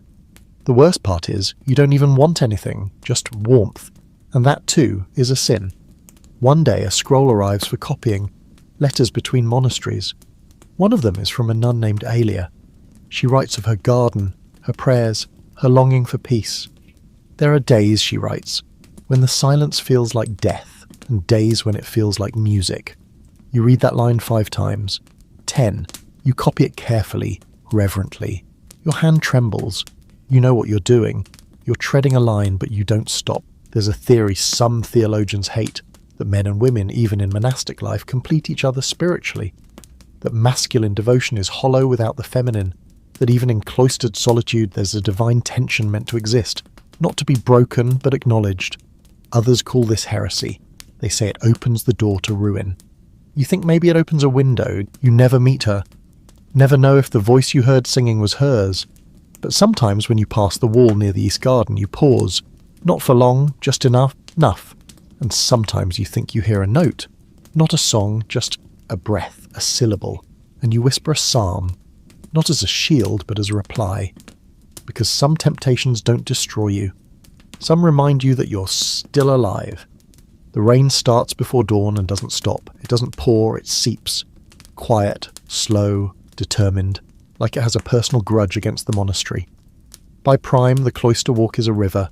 By terce, the garden paths are sludge. And by sext, the cellar floods, swallowing barrels of preserved fish like a hungry, briny beast. You're assigned to help bail it out with a tin ladle and a bucket that leaks. The irony is not lost on you. Disaster doesn't care about prayer schedules. It crashes in whenever it likes. Floods, fires, storms, illness, famine. And thus the rule of St. Benedict doesn't say much about what to do when your herb garden is 6 inches underwater. You're told to keep praying, so you do. You chant while mud pulls your sandals off. You recite psalms as lightning turns the sky into a broken lantern. And when the wind rips tiles off the dormitory roof, you kneel and whisper, "Deliver us from evil," while rain drips steadily into your soup. The monks try to act calm, of course, stoic. God is testing them, testing you, that's the official line. The abbot delivers it with his usual grim serenity during chapter, his voice barely audible over the wind howling through the rafters. "We shall not be moved," he says, even as the chapel doors shudder in their hinges. You admire his conviction, or his denial, or both. But outside the script things unravel. Brother Leontius curses when his manuscripts are soaked through. Brother Silvanus slips on the stone steps and breaks his ankle. You hear someone mutter, "Why, God?" during Vespers, soft, raw and real. No one acknowledges it, but everyone heard. You wonder if God did too. Then the fire comes, not from the heavens, but from the kitchen. A careless spark, a fallen cloth, a pile of dry wood. It catches fast. The smoke rolls into the refectory like a beast. You're carrying a bowl of lentils when the alarm bell rings, short, sharp, panicked. You drop the bowl and run. The kitchen is blazing. Orange and black, heat radiating off the stone walls like the breath of a furnace. Monks scramble, some with water, others just frozen, stunned. You and 3 others form a line from the rain barrel, dousing the flames with buckets while Brother Elias throws salt on the fire like it's a demon. You have no idea if it helps. Eventually the flames die down, leaving the kitchen a blackened ruin and the smell of scorched barley hanging in the air like grief. The next morning the abbey has no bread, no fire to bake with. You eat raw root vegetables and pretend they're penance. No one says anything. Even the abbot's voice is quieter during prayers, like ash has gotten into his lungs. Historically, monasteries were vulnerable to disaster.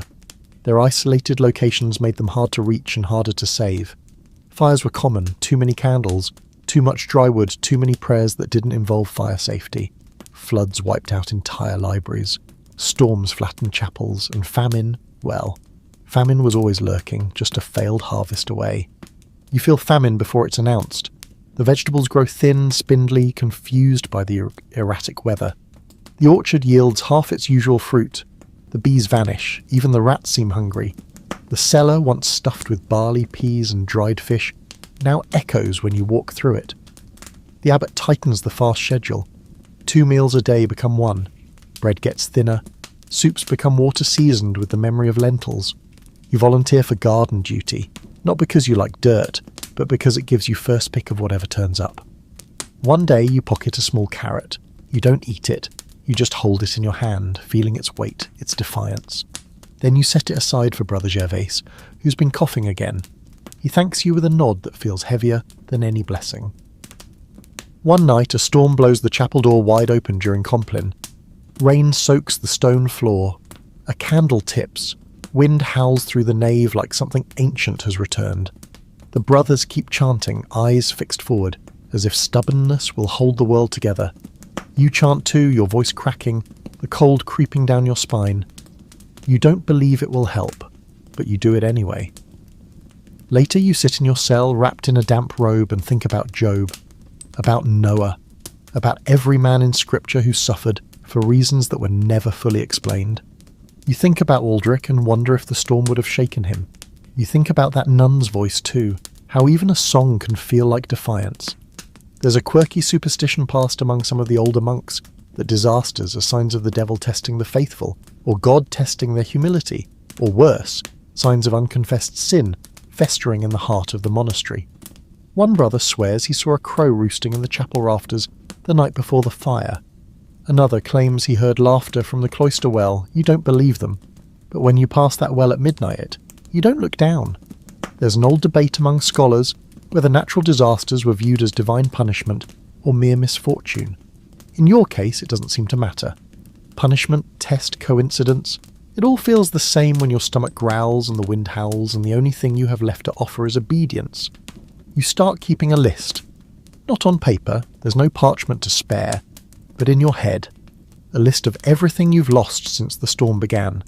4 psalters, soaked and ruined, 3 nights of sleep, 1 friend to the fever, half a sandal, a whole week's worth of rations when the storage room flooded, and something else, something harder to name, that quiet confidence that if you just prayed enough, everything would be all right. But you still show up, you still chant, still kneel, still whisper grace before each miserable meal. Because if you stop, well, what then? There's nothing waiting outside the gates but more weather, more hunger, more uncertainty. You're inside, and inside is survival. When the skies finally clear, briefly, the sun looks unnatural, too bright, too hot. The brothers blink like moles. You sit in the garden, knees in the wet soil, and hold a tiny green sprout between your fingers. It's nothing, but it's something. You don't speak, but in your heart you whisper, "Let it be enough." You don't really think about your mind until it begins to betray you. Not all at once, not in loud, dramatic ways, just small cracks at first. Forgetting the second half of a psalm, blinking during prayers and realizing you've been staring at the same knot in the chapel pew for 5 minutes unable to move. You chalk it up to exhaustion. Everyone's tired. But then you wake up one morning with tears already on your face, no dream to blame, just sorrow hanging on your bones like a soaked robe. There's no word for it here. Not one they use anyway. Depression, anxiety, trauma, those are modern inventions, soft words for something the monastery doesn't acknowledge, unless it's happening loudly enough to interrupt Vespers. Here, if your spirit aches, it's assumed to be sin. If your thoughts grow dark, it's assumed to be the devil. You're not unwell. You're unfaithful. So you pray harder. It doesn't help. You try fasting more, chanting louder, volunteering for latrine duty as a kind of penance. Still, the weight in your chest lingers. It's like carrying a stone inside your ribcage, one that pulses when you try to sleep and drags your steps down the cloister walk. One morning, during matins, Brother Thomas collapses. Not physically, he just stops. Stops chanting, stops breathing evenly. You see his face go blank, like someone extinguished the light behind his eyes. He's led away in silence. No explanation. No name mentioned at chapter. You ask the infirmarian, and he says only, Sometimes the mind grows weary of discipline. You don't see Thomas again for 2 weeks. When he returns, he walks slower, eyes down, hands clasped at all times like he's afraid of what they might do if they're not. You try to speak with him during the weekly speech window, but he says only, "I'm better now," and nothing more. That's when you start noticing it in others. Brother Osric, who stares too long at candle flames, Brother Felix, who winces at the sound of the bell, Brother Gervase, who laughs at nothing and then quickly stifles it with a cough. The signs are all there if you know how to read them. And now you do. There's a fringe belief among early monastic writers that mental disturbance is a form of spiritual warfare. Not metaphorically, literally. The Desert Fathers spoke of demons that attack not through temptation of the flesh, but through fear, despair, and confusion. St. Anthony once described days of spiritual fog, where God seemed distant and every prayer felt like screaming into a pit. The term for it? Acedia, spiritual sloth. A kind of holy numbness, not laziness exactly, more like divine burnout. You've read about it in dusty texts that aren't often discussed aloud. One described acedia as the noonday demon, a shadow that creeps in when the sun is highest and you feel furthest from grace. Another called it a paralysis of the soul. You think of it every time you find yourself weeping in the garden, with no idea why. Of course, the modern mind would call it depression, but that diagnosis doesn't exist here. You're not offered rest. You're told to fast. You're not offered conversation. You're told to confess. You're not told it's okay to feel overwhelmed. You're told that joy is a discipline and sadness is a temptation. So you stop asking for help and you just try to survive. You start keeping odd hours, walking the cloister late at night, not because you're rebelling, but because the quiet feels less suffocating in the dark. One night you find Brother Edric doing the same. He doesn't speak, just nods as he passes you in the corridor. You wonder if he's counting his steps like you are. 10 between the dormitory and the scriptorium, 12 between the chapel and the door to the garden. Tiny rituals to create order when the prayers feel hollow. Eventually you begin having visions, not the holy kind, not saints with glowing eyes or angels in candlelight. Yours are smaller, stranger. Once you see a beetle crawling across the psalter and feel convinced it's delivering a message. Another time you hear your name whispered during terce, but no one around you has moved their lips.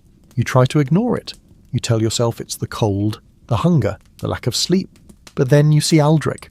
He's not really there, of course, just a shadow behind the chapel door. A trick of light. But you see him, or think you do.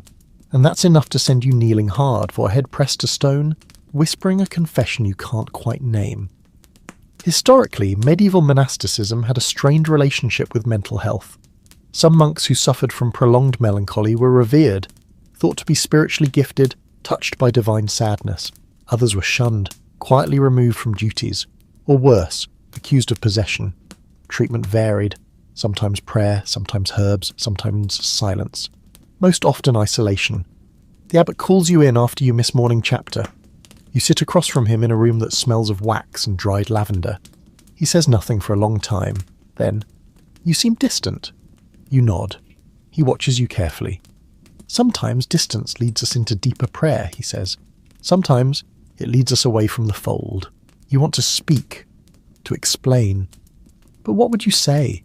That you no longer feel the presence of God when you chant? That the psalms taste like dust? That you look at the cross and feel nothing? Instead, you say, 'I will pray harder.'" He nods. "Good." That night you find a note tucked under your mat. No name, no handwriting you recognize, just a sentence. There are others. That's all. You burn it, of course. You're not reckless, but the message lingers. You start to notice the ones who linger after prayer, the ones who walk at night, the ones who chant a little slower, as if searching for something they've lost. You're not alone. You never were. The monastery expects your body, your voice, your obedience, but your mind? That's harder to control. It slips, it wanders, and sometimes it breaks, but it also endures. And that maybe is the quiet miracle. You return to your prayers, not because they're comforting, but because they're familiar. You kneel in the chapel with a hollow heart, whispering verses you no longer believe, and somehow that feels more honest than pretending they still shine. You haven't been healed, but you're still here. And maybe in this place that's enough. They say animals don't have souls, that they exist below the divine threshold, functioning without sin, without salvation, without the burden of eternity.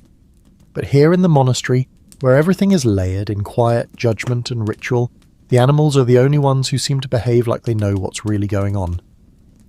There's the black cat in the cloister garden. No one knows where it came from. It appeared during Lent, thin as a ribbon, with one torn ear and eyes like polished amber. At first, everyone ignored it, just another stray. But then it started appearing at odd moments, sitting on the chapel steps during matins, curled under the lectern at prime, pacing the outer wall during stormy nights like a guard on silent watch. You never saw it eat, never saw it leave. It was simply there. Some of the older monks whisper that it's an omen, a spirit, maybe the devil himself. The abbot ignores it entirely, which only makes everyone more suspicious. You, though, you like it. You start leaving scraps of bread near the fountain. You never see it eat, but the scraps are always gone the next morning. And one evening, after Compline, you swear you feel something soft brush against your ankle in the dark. Then there's the donkey. Yes, a real donkey. A shaggy, well-sired creature named Rufus, who's lived in the monastery stable longer than most of the novices. He's the kind of beast who never seems surprised by anything. Fire, flood, famine. Rufus keeps chewing straw with the same bored indifference, like he's seen worse and couldn't care less. But you've noticed something. He always looks directly at the abbot when he passes. Always. Unblinking, like he knows something. You're not saying the animals are conscious exactly, but they seem to occupy a kind of parallel monastery, one governed by instinct and silence, just like yours, but without all the guilt. There's a rat problem too, not a secret one. You hear them in the walls at night, scratching and squealing. Once, during sext, a rat ran across the chapel floor right under the altar. No one flinched, no one spoke. The chant didn't even wobble. That's how conditioned you are. You could catch fire mid-prayer and still finish the psalm. You ask Brother Jervis if they ever try to trap the rats. He shakes his head and mutters, "They were here before we were. They'll be here after." You think he's joking until you see him lay out a crumb near the dormitory door like an offering. There's a curious tale passed around the refectory, one of those whispered stories that's half memory, half superstition. Years ago, during a particularly brutal winter, a fox made its den beneath the monastery wall. Every night it would sneak in and steal food from the kitchen. The cook left traps, the cellarer prayed. Nothing worked. Then one morning the fox appeared in the chapel, just walked in, tail high, eyes bright, and sat at the back pew, didn't move, didn't blink. After that, the abbot declared it a messenger from creation and insisted no one disturb it. It stayed for a week, then vanished. Some say it still returns during snowstorms. Others say the abbot hallucinated the whole thing during a fast. You believe it, mostly because you want to. Animals aren't bound by the rules here. They don't kneel, don't fast, don't flagellate themselves for impure dreams, and yet they thrive. They sneak into the warmest corners. They eat what they need. They sleep when they're tired. They don't question their place in the world. And most importantly, they don't pretend to be holy. They just are. There's a mouse in the scriptorium that you've named Abel. Small, grey, silent as breath. He lives behind the shelf of damaged psalters and occasionally peeks out to sniff the inkwells. Brother Leontius swore he'd catch and kill it, but so far Abel's outwitted every trap. You've started leaving crumbs near your station, just a few, enough to say, "I see you." One night you wake up to the sound of hooves. Not loud, not frantic, just a steady clop across the flagstones. You pull on your robe and slip out into the cloister, heart pounding. The moon is pale, almost blue, and the shadows stretch long across the walk. Rufus stands in the centre of the courtyard facing the chapel, alone, still, watching. You don't move, you both stand there breathing the same cold air. The wind rustles the ivy. Somewhere in the rafters an owl hoots once. Then Rufus snorts, turns and walks back toward the stable like he'd forgotten something important. You don't sleep the rest of the night. Historically, animals played strange roles in monastic life. Cats were welcome for their pest control, but also feared as symbols of temptation. Dogs were companions, but rarely permitted inside chapels. Birds, especially doves, were treated as messengers of the divine, and some saints were rumoured to have tamed beasts with nothing but prayer. St. Cuthbert fed eagles. St. Jerome supposedly had a lion for a roommate. But here, in your quiet, crumbling monastery, the animals aren't symbols. They're neighbours, witnesses, unbothered by theology, uninterested in your sins. They're reminders that not all creation is trying to be redeemed. And maybe, just maybe, that's why they're at peace. You begin to crave that kind of simplicity. Not ignorance, just freedom from the need to prove anything. To climb any spiritual ladder. To chant until your throat aches and your conscience feels scoured. You want to lie in the sun like Rufus. To dart between shelves like Abel. To sit in the chapel with no agenda, no script, no guilt, just presence. You start to pray differently, not louder, not more often, just differently. You stop asking for forgiveness so much. You start saying thank you for small things, for crumbs, for quiet, for the cat that curls on your cloak during evening prayers. No one else sees her, or maybe they just pretend not to. You don't care. You feel her warmth against your side, and for the first time in weeks your chest doesn't ache. One day the cat is gone. Not sick, not caught, just gone. You find a single whisker left behind on the chapel bench. You pick it up and hold it between two fingers, soft and pale and almost nothing. But not nothing, not at all. You didn't choose the monastery. Not really. Not in the clean, noble way the rule of St. Benedict imagines. You weren't wandering the wilderness, clutching your soul like a fractured gem, begging for a place to die to the world and live to God. No, you were sent. Maybe not dragged, but close enough. One too many brothers, not enough land. You were the second son, the quiet one, the one who didn't cause trouble but also didn't inherit anything. A name without a title, a body without a dowry. So they gave you to the church the way someone might return a slightly bruised apple. Still good, but not their first choice. You remember the day clearly. Your father didn't say much. Just pressed a coin into the abbot's hand and looked past you, like he was already forgetting the shape of your face. Your mother cried, but only a little. And your eldest brother gave you a look you still don't understand, half envy, half relief. You were 15. The monks gave you a robe, a copy of Psalm 23, and a place in the dormitory between two men who didn't speak for your first month. You learnt the rhythm quickly. Obedience comes naturally when the alternative is confusion. You followed, you copied, you bowed, and somewhere along the way you stopped thinking of leaving. But not everyone adapts. Some came here by force, some by shame, some because there was simply nowhere else for them to go. The monastery is a spiritual refuge, yes, but also a convenient dumping ground for the inconvenient. Bastards, orphans, widowed sons, disgraced clerks. One monk arrived after his family caught him sneaking into the cellar with a lute and a bottle of mead. Another was the illegitimate son of a nobleman stashed here to avoid scandal. He never said a word for his first year, just carved lines into the underside of his bench until it cracked. No one talks about this, not openly. The abbot speaks of calling as if God drafts monks like soldiers, but you've seen the truth in the hollow eyes of the novices.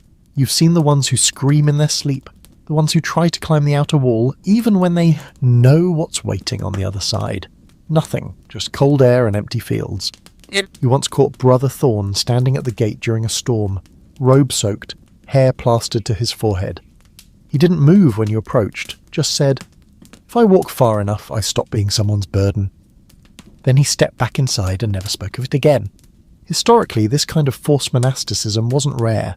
Families often offered children to the church as payment for land deals, or as a way to rid themselves of troublesome relatives.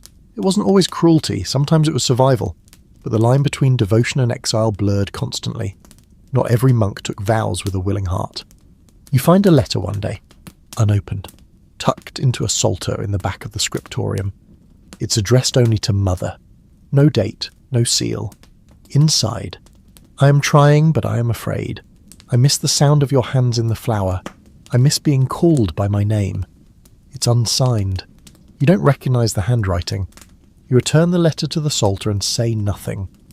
Because you understand, you've started dreaming again. Not visions, just memories. Your childhood bedroom, the smell of your mother's bread, the feeling of sunlight on your bare shoulders. Laughter. Your brother's, maybe yours. These dreams ache more than nightmares. You wake up with the weight of something you can't hold anymore. And for the first time in years, you wonder what your name sounds like out loud. You try to picture leaving. Really leaving. Climbing the wall. Walking the miles. Finding a village. Speaking to a stranger without a robe or a rule or a reason. You picture it so clearly that it scares you. Not because of punishment, but because it feels possible. There's a monk here, Brother Amos, who's been here longer than anyone. He has no teeth left, and his chant is more breath than melody. He once told you, "There were days I dreamed of running, but the longer you stay, the less you remember where you'd even go." You thought he was speaking in metaphor. Now you're not too sure. There's a term used quietly in some circles, spiritual imprisonment. It refers to the feeling of being bound by vows you didn't freely make, trapped in rituals that no longer speak to you, surrounded by men who confuse submission with holiness. Some reformers argue that a vow made under duress isn't a vow at all.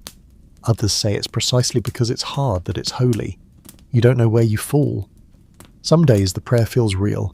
The rhythm soaks into your skin. Other days it feels like you're just pretending better than you did yesterday. And maybe that's enough. Maybe that's all faith is, repetition with hope attached. But you keep your bag packed, just in case. A loaf of bread stolen from the kitchen, a scrap of parchment, a broken rosary, a silver coin with a bite mark in it. You tuck it beneath your mattress and never touch it. You don't plan to leave, you just want to know that you could. That maybe you're still a person beneath the robe. That maybe the walls haven't swallowed your whole name. You take longer walks now, out to the edge of the garden, to the outer wall where the moss grows thickest. Sometimes you sit with your back against the stone, just breathing. No chanting, no guilt.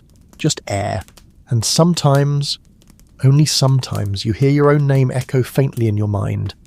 Like a voice calling from far away. Like someone who remembers you. Like someone who's still waiting. It begins with a glint. A flicker of something shiny behind the lectern in the chapel. Just a hint of gold caught in the candlelight. You think it's an illusion at first, a trick of flame and fatigue. But later, when you pass by with the censer, you spot it again. This time, clearer, a ring. Thick, engraved, and certainly not part of any monk's vow of poverty. You glance around. No one's looking, you keep walking, but once you see one glint, you start seeing others. A silver cross, too ornate for common use, hidden in the folds of the abbot's robe during Vespers. A carved ivory comb in the guestmaster's quarters. An extra cushion beneath Brother Anselm's knees, embroidered with threads no peasant could afford, subtle things, but they add up, trinkets, tokens, comforts. All forbidden by rule, all quietly accepted. You feel it most in the kitchen. Brother Elias hums to himself as he stirs the soup. But you've noticed that the cellar key stays tucked into his robe even when he sleeps. The wine he doles out during feast days is richer than usual, the bread fresher, and yet only certain monks ever seem to get the warm loaves. Only certain bowls get the thicker broth. It's favouritism, obviously, you say, but more than that, it's transaction. A shadow economy of obedience and chance. You keep quiet, you're rewarded. You ask questions, you get the thin end of the barley stick. Poverty, as it turns out, is a flexible concept. The rule says you're to live without personal possessions, without indulgence. But who decides what qualifies? Does a slightly padded chair count? A better candle? What about the extra portion of cheese reserved for the cellarer for reasons of health, though no one's ever seen him sick? You once read a passage in the library, buried deep in a book of monastic commentary, that said, "The poverty of the soul is greater than that of the purse." At the time, it felt poetic. Now it just sounds like an excuse. Historically, this isn't surprising. Many monasteries accumulated staggering wealth over the centuries. Land, tithes, offerings, relics. Some abbots controlled estates larger than noblemen. They minted coins, ran vineyards, traded goods. Poverty was the rule on paper. In practice, it depended on how tightly you held the scroll. One notorious abbot in Burgundy used monastery funds to furnish his quarters with silk cushions, stained glass, and a marble footbath. Another in southern France once hosted a royal hunting party, serving venison on gold-rimmed plates while his brothers ate cold millet. Of course, these cases were investigated, and nothing changed. Your own monastery isn't so grand, the walls are cracked, the garden struggles, but even here, the divide between those who truly live the vow and those who merely wear it is clear. You bring it up, carefully, to Brother Gervais. You trust him more than most. He listens, folds his hands, and says, "'Tis not the item, it is the attachment." You nod slowly, but in your chest something pulls tight, because the abbot is very attached to his walking staff carved from dark walnut, inlaid with brass, and the guest master seems particularly attached to his imported honey. You start testing the boundaries. You choose a cold bench instead of the padded one. Refuse the extra cheese when it's offered. Fast more days than required. No one notices, at first. Then Brother Silvanus pulls you aside and says, "Careful, holiness draws attention and not always the kind you want." You laugh, but it doesn't feel funny. Then one evening during Compline, you find a pouch tucked beneath your bench. Inside, 3 silver coins. No note, just the coins. Heavy, cold. You leave them in the donation jar the next morning, quietly. Later, the abbot calls you to his chamber. He doesn't accuse you, doesn't even mention the coins, just says, "We must be wise as serpents, gentle as doves." You nod, unsure if it's a warning, a compliment, or both. From then on, the guestmaster watches you more closely. The cellarer is less generous. Your candle stub shrinks noticeably, and Brother Elias no longer hums when you walk in. The message is clear. There's a phrase among reformers, luxury cloaked in linen. It refers to the hidden wealth within supposedly austere monasteries. Silks worn beneath wool robes, sweetmeats passed under bread trays, manuscripts copied not for preservation but for profit. And here in your own cloister you begin to see it everywhere. You find a stash of wax under the chapel stairs, shaped into delicate roses, decorative, not functional. You find a hidden niche behind the altar where someone has stored dried figs wrapped in cloth. You even see Brother Felix polishing his sandals with oil you're sure came from the infirmary. None of this is evil, exactly, but it isn't holy either. You feel like a child who's discovered that the grown-ups cheat at games. And then, perhaps worst of all, you find it in yourself. One morning your robe tears. Just at the hem, nothing serious, but instead of mending it with the communal thread, you use the finer spool tucked in the back cupboard. You justify it. Better quality, longer lasting. But as your needle pulls smooth through the cloth, you feel the sting of hypocrisy settle into your skin. You still pray, still chant, still work. But a shadow has entered the back of your mind, a knowing, a quiet judgment not of others, but of the whole system, and of yourself. Not all monks are corrupt. Some live the vow completely, no food hoarded, no comfort clung to, but they are few.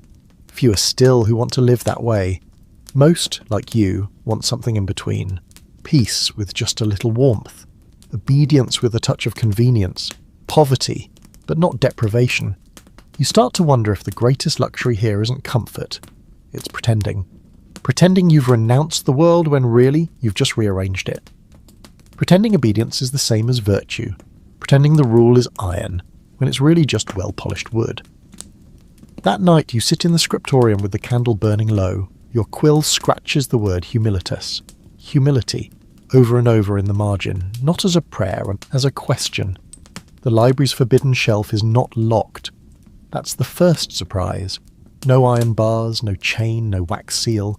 Just a small wooden cabinet near the bottom row, tucked behind a tattered volume of Augustine, and a stack of hymnals that haven't been touched since the last plague.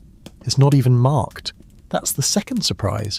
You're expecting a warning, maybe a skull, maybe a note that said, "Only open if your soul is spotless." Instead, it's just there, plain waiting. You find it by accident, truly. You're reorganizing the Psalter section for Brother Leontius, who claims he can smell dust, which might be true considering how rarely he sneezes, but how often he complains. You pull a book out and hear a clunk, a slight shift in the shelves. Your fingers brush it against the edge of something smoother, something newer, a binding made from leather too soft, too pliant to be for regular use. You glance around. The library is empty except for Abel, the mouse, who doesn't seem especially interested in what you're doing. You pull the book out. The cover is blank, no title, no seal. You flip it open and find not scripture, not commentary, but poetry. Strange, beautiful, aching poetry. Written in Latin, yes, but not the dry, clipped Latin of the rule or the homilies. This is personal, intimate, full of longing and fire. Lines like, I sought God and found a shadow that resembled my own face, and the silence answered not with mercy but with mirrors.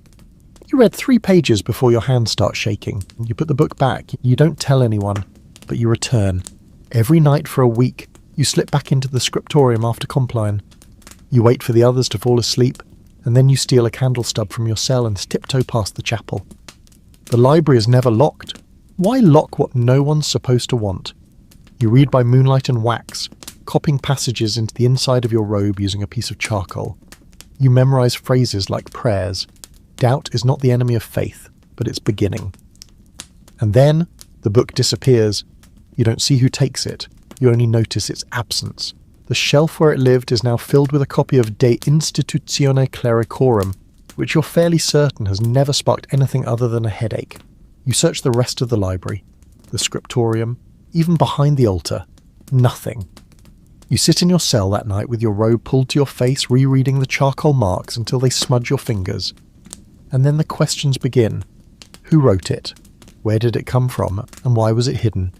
There's a rumour, soft as dust, that long ago a monk in this monastery wrote a treatise questioning the doctrine of predestination. He argued that grace could not be earned or denied, only received freely by all. He was censured. The book was burned. But some say a copy survived, hidden in the wall behind the library waiting. You thought it was legend. Now you're not so sure. You ask Brother Gervais if any books were ever removed from the library. He frowns and says, "Books, no, but mine's yes." You don't press him. Historically, monasteries weren't just houses of prayer, they were vaults of knowledge. And not all knowledge was welcome. Heretical texts, mystical visions, anything that hinted at unauthorized interpretations of scripture. Those were often copied, yes, but then quietly hidden or destroyed. But not always. Sometimes curiosity was stronger than obedience. You find another book the next week. Not the same one. This one's older, cracked and mended, written in the margins of a theological commentary. It contains passages from Origen, another church father, long since declared problematic. It mentions the restoration of all souls, even the damned, even the devil. You don't know what you believe, but you keep reading. You learn to spot them, the forbidden ones, not by titles, but by texture. The way the spines don't match the rest, the way the script dips when the scribe hesitated, unsure if this line would damn him. These books aren't just knowledge, they're confessions, risks, prayers written in ink instead of voice. You're not alone either. One night, as you slip into the library, you hear footsteps ahead of you. Not the heavy tread of the abbot, lighter, hesitant. You pause at the arch and watch as Brother Felix disappears behind the psalter shelf. He doesn't see you, you leave him be. The next day he looks at you differently. Not afraid, not ashamed, just knowing. There's a debate, quiet, continuous, among monks about where truth comes from. Some say it is given by the church, fixed and final. Others, usually younger and quieter, wonder if truth also rises from within. If the Spirit moves not just through sermons, but through doubt, through questions, through reading a line and gasping because it says something you've always felt but never dared to speak. You start writing, not sermons, not confessionals, just thoughts. You scratch them on scraps of vellum and hide them beneath the floorboard under your cot. Nothing scandalous. Just lines like, perhaps silence isn't absence, but invitation. Or, I no longer know what faith means, but I still wake up hungry for it. One morning your scrap is gone. Nothing else is disturbed, just that one piece. You feel your blood chill. That evening the abbot walks past you on the cloister and pauses, says, "Words have weight, brother, so does silence." Then he moves on. You don't sleep that night, but you keep writing. Because some knowledge doesn't fade. Some words burn themselves into the wall behind your ribs. You can't forget them. You can't pretend you never read them. Even when the book is gone, the fire remains. The library watches you now, and somewhere you think it remembers. Every year, on the first Sunday of Advent, the bells toll longer than usual. Not louder, just slower, more deliberate, like they're trying to stretch time itself. The sound rolls across the stone courtyard, through the leafless orchard, past the wind-battered garden, and into the hills beyond. It's a reminder. The liturgical wheel turns again. A new church year begins. You're supposed to feel hopeful, cleansed. But instead, all you feel is tired. Deep in your bones, tired. You've now seen the full cycle of the monastery. Every fast, every feast, every vigil that drags its sandals through midnight.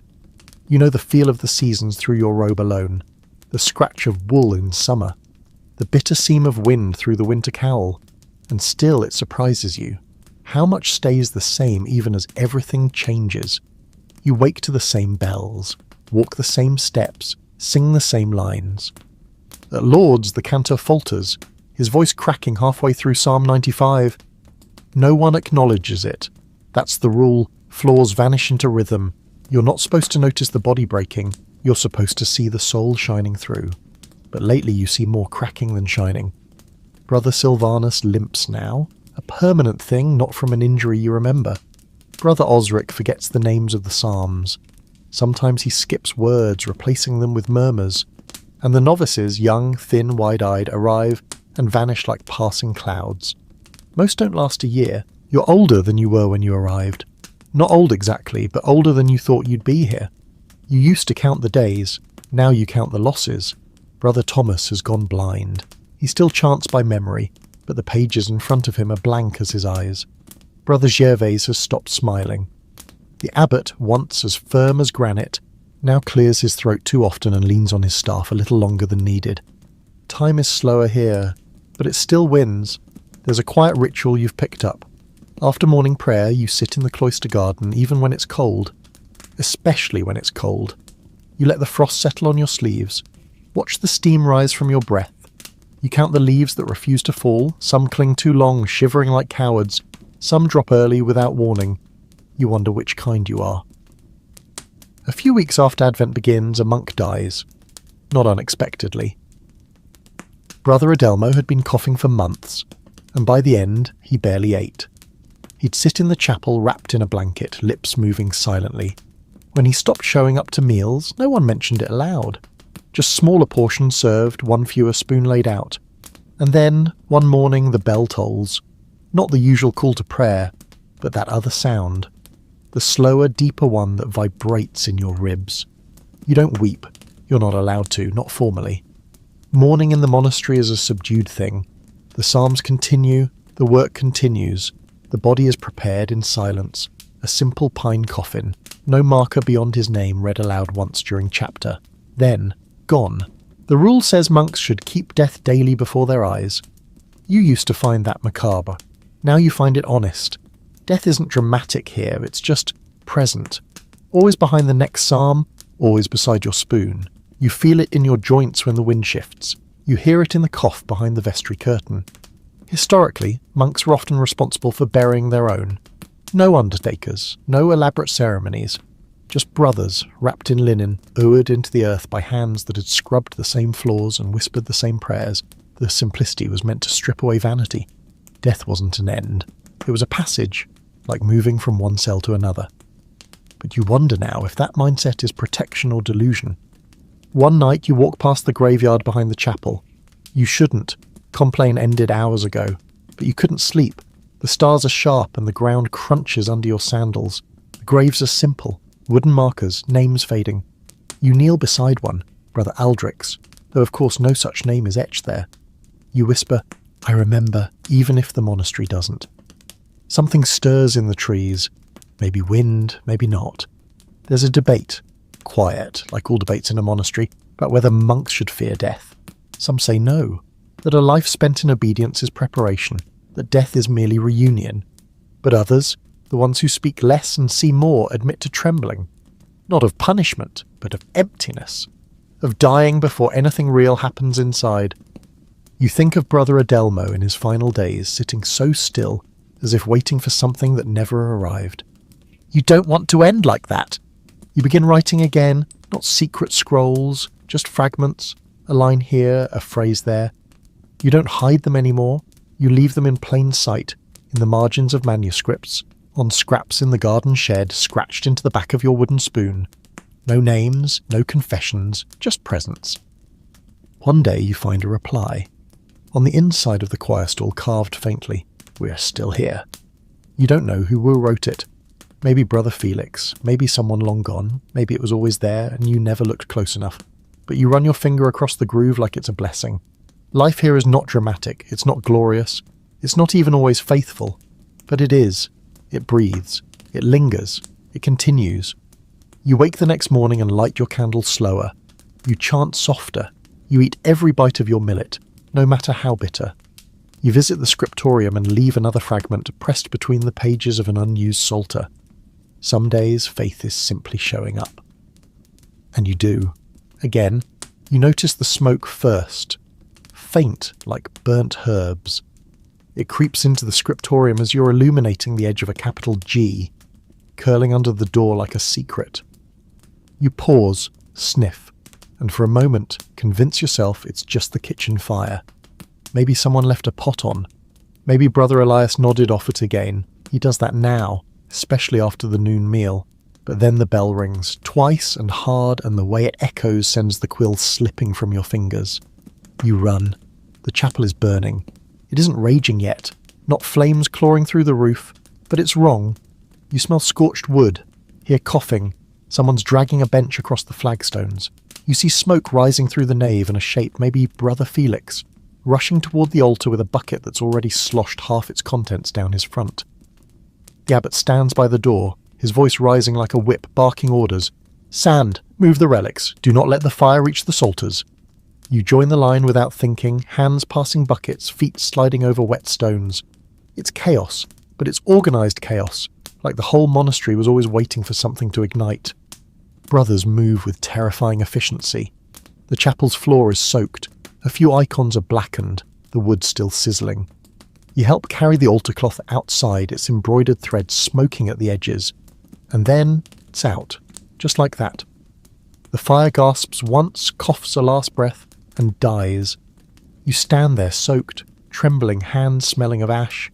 The air is heavy with that choking, bitter scent. Burnt incense and something else. Maybe old wax, maybe something older. You can't stop shaking. Later, at chapter, the abbot doesn't ask questions. He simply says, "The chapel will be repaired. We will continue." His tone is flat, final. But everyone's eyes flick toward Brother Leontius, who hasn't spoken since the fire. His right hand is bandaged. No explanation, no confession, no punishment, just silence. That's how it goes. Things burn. No one admits who lit the match. Theories spread naturally. Some say the candle rack was overloaded. Others whisper about a rat nest in the rafters. One novice insists he saw someone moving in the shadows before matins, but no one follows up. You remember the forbidden books, the poetry, the fear in the abbot's voice. You wonder if it was an accident, or a warning. Historically, fires in monasteries were both common and devastating. Wooden beams, beeswax candles, and libraries of dry parchment were not friends. Entire scriptoriums were lost in seconds. Sometimes they rebuilt, sometimes they didn't. In rare cases, the fire was seen as divine retribution, a holy cleansing. But here, there's no miracle, just smoke in your lungs and black smudges on the floor where the lectern once stood. You're assigned to clean. 3 days scrubbing the charred stone with vinegar-soaked cloths. The chapel smells like smoke and sour wine. You work in silence, sometimes with Brother Gervais, who hums softly under his breath, even as he scours the altar step like he's trying to erase more than soot. Once he stops, hands dripping with black water, and says, "Some things are too flammable for a place like this." Then he goes back to scrubbing. The relic case survived. Miraculously. Or conveniently. The silver edging is blackened, but the bone fragment inside is untouched. The abbot holds it up during Sunday Mass with trembling fingers. "God spares what we cannot replace," he says, but you're not sure what that even means anymore. They say a monastery is a house of prayer, but it's also a house of secrets. And fire, you realise, doesn't just destroy, it reveals. The damaged walls show old paint beneath the whitewash. Flowers, vines, saints' faces with eyes scratched out. Forgotten murals from a different era covered up when the rules changed. Now they're exposed, fragile and strange.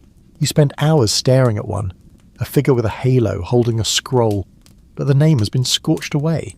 Was it Christ? A prophet? Or someone they tried to forget? You've started dreaming again. The dreams are different now, brighter, louder. Flames licking the edge of your cell, psalters melting into the floor, the chapel door swinging open to reveal a sky not filled with stars but letters falling like rain. You wake gasping, heart racing, throat dry as ash. You stop telling anyone. There's a superstition among a few of the older monks that fire is the voice of the divine when no one's listening. That when God tires of silence, he speaks in smoke. You're not sure if you believe it, but you can't deny the timing. You've been thinking too much, writing too much, asking, wanting. Now the chapel smells like a funeral. After the fire, things change. Slightly. The abbot is more severe. Meals grow quieter. The forbidden books disappear again, more completely this time. You search for that poetry volume, the one that said the silence answered with mirrors. It's gone. So is the origin commentary. So is the reply carved into the choir stall. It's like someone is trying to reset the monastery to zero. But you can't unknow what you've read, or what you've seen. You keep a scrap of charred altar linen in your cell now. You don't pray to it, but you touch it sometimes when the bells ring. Just a singed edge of cloth, a reminder that something real happened, that something burned and no one had the courage to name it. You visit the garden more often, not to dig, just to be. Brother Felix joins you sometimes. He doesn't say much. One day he pulls a small singed page from his robe and places it in your hand. One line remains. Let the truth be light, even if it burns. You look up, but he's already walking away. Later, you bury the page in the soil beneath the rosemary bush. Because some fires aren't meant to be put out. Some are meant to be buried and remembered. It happens with a knock, not the kind you expect in a monastery. No one knocks here. People shuffle, they bow, they creak doors open with long silences and glances like apologies. But this is a proper knock, firm and sharp, echoing down the cloister like it doesn't care about rules. You're in the scriptorium when you hear it, halfway through illuminating a curled tale on the dragon of Matthew's Gospel. You freeze. So does Brother Leontius. Then, in perfect unison, you both stand. Visitors are rare. Strangers, even rarer. Most who approach the monastery are pilgrims or peasants seeking a blessing, sometimes a bit of bread. But this knock is different. Intentional. It arrives not with need, but with presence. When you round the corner and reach the gatehouse, Brother Elias is already there, keys in hand, frown deeply set. Standing just beyond the iron bars is a man in a dark cloak, face weathered, boots muddy, but posture straight as a lance. You can't see his eyes under the hood, but the voice is clear. "I seek the abbot," he says. The gate creaks open. The man doesn't bow. He steps inside like he belongs, like the stonewalk beneath his feet is familiar, maybe even owed to him. You expect him to be turned away, questioned, led to the guest house with gentle warnings and bread too stale to chew. Instead, the abbot meets him in the cloister and walks with him, alone, into the chapter house. The door closes behind them. And you all wait. Word spreads without words. By Vespers, every monk knows this man is not just a traveller.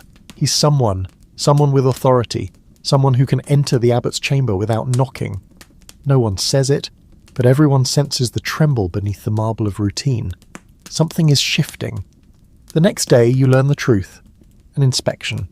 Not the usual visit from the bishop's steward or the annual ledger man who can't even count. This is something heavier. A quiet inquisition. A review. The church is tightening. Reform is coming. Whispers from Rome say some monasteries have grown too rich, too isolated, too strange. Some have lost the rule. Some have buried it beneath comfort and old power. The visitor is here to watch. He eats with you, prays with you, walks the cloister like it's a map he's memorized. He asks simple questions. How many hours do you work? Do the novices learn their Latin? Do you ever see books that aren't in the catalogue? That last one makes your stomach twist. You lie. So does everyone else. Because even though nothing has been openly said, even though the fire was never officially declared suspicious, even though the abbot never mentioned the missing texts, everyone knows that truth here is a thing handled with gloves. The visitor stays a week. During that time, the abbot becomes a shadow. He speaks less, walks faster.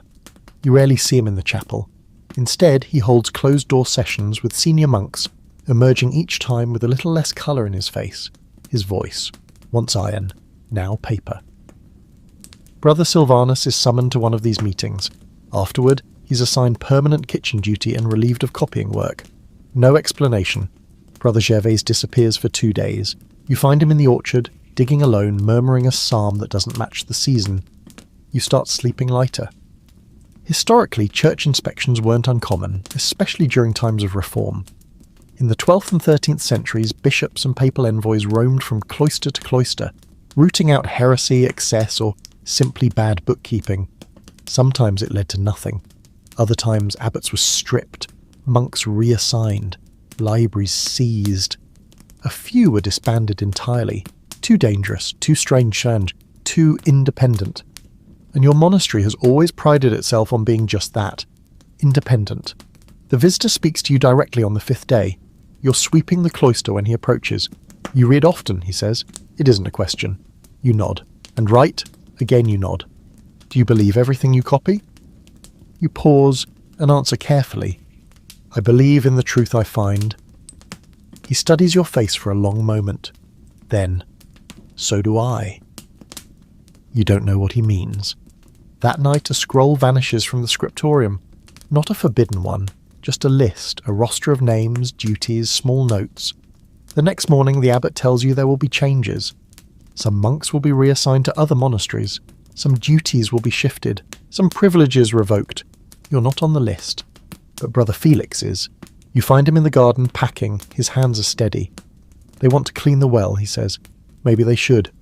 Then he smiles gently and says, maybe you'll stay long enough to see it filled again. He doesn't say goodbye. The visitor leaves on a Sunday, before dawn. No fanfare. Just a hoofbeat on the old Roman road and silence in his wake. The abbot delivers a short address at prime. We remain as we were, committed to prayer, work, and truth. His hands tremble as he lifts the psalter. You don't believe him, because things have changed. The forbidden texts are gone, yes, but something else remains, etched in the silence between bells.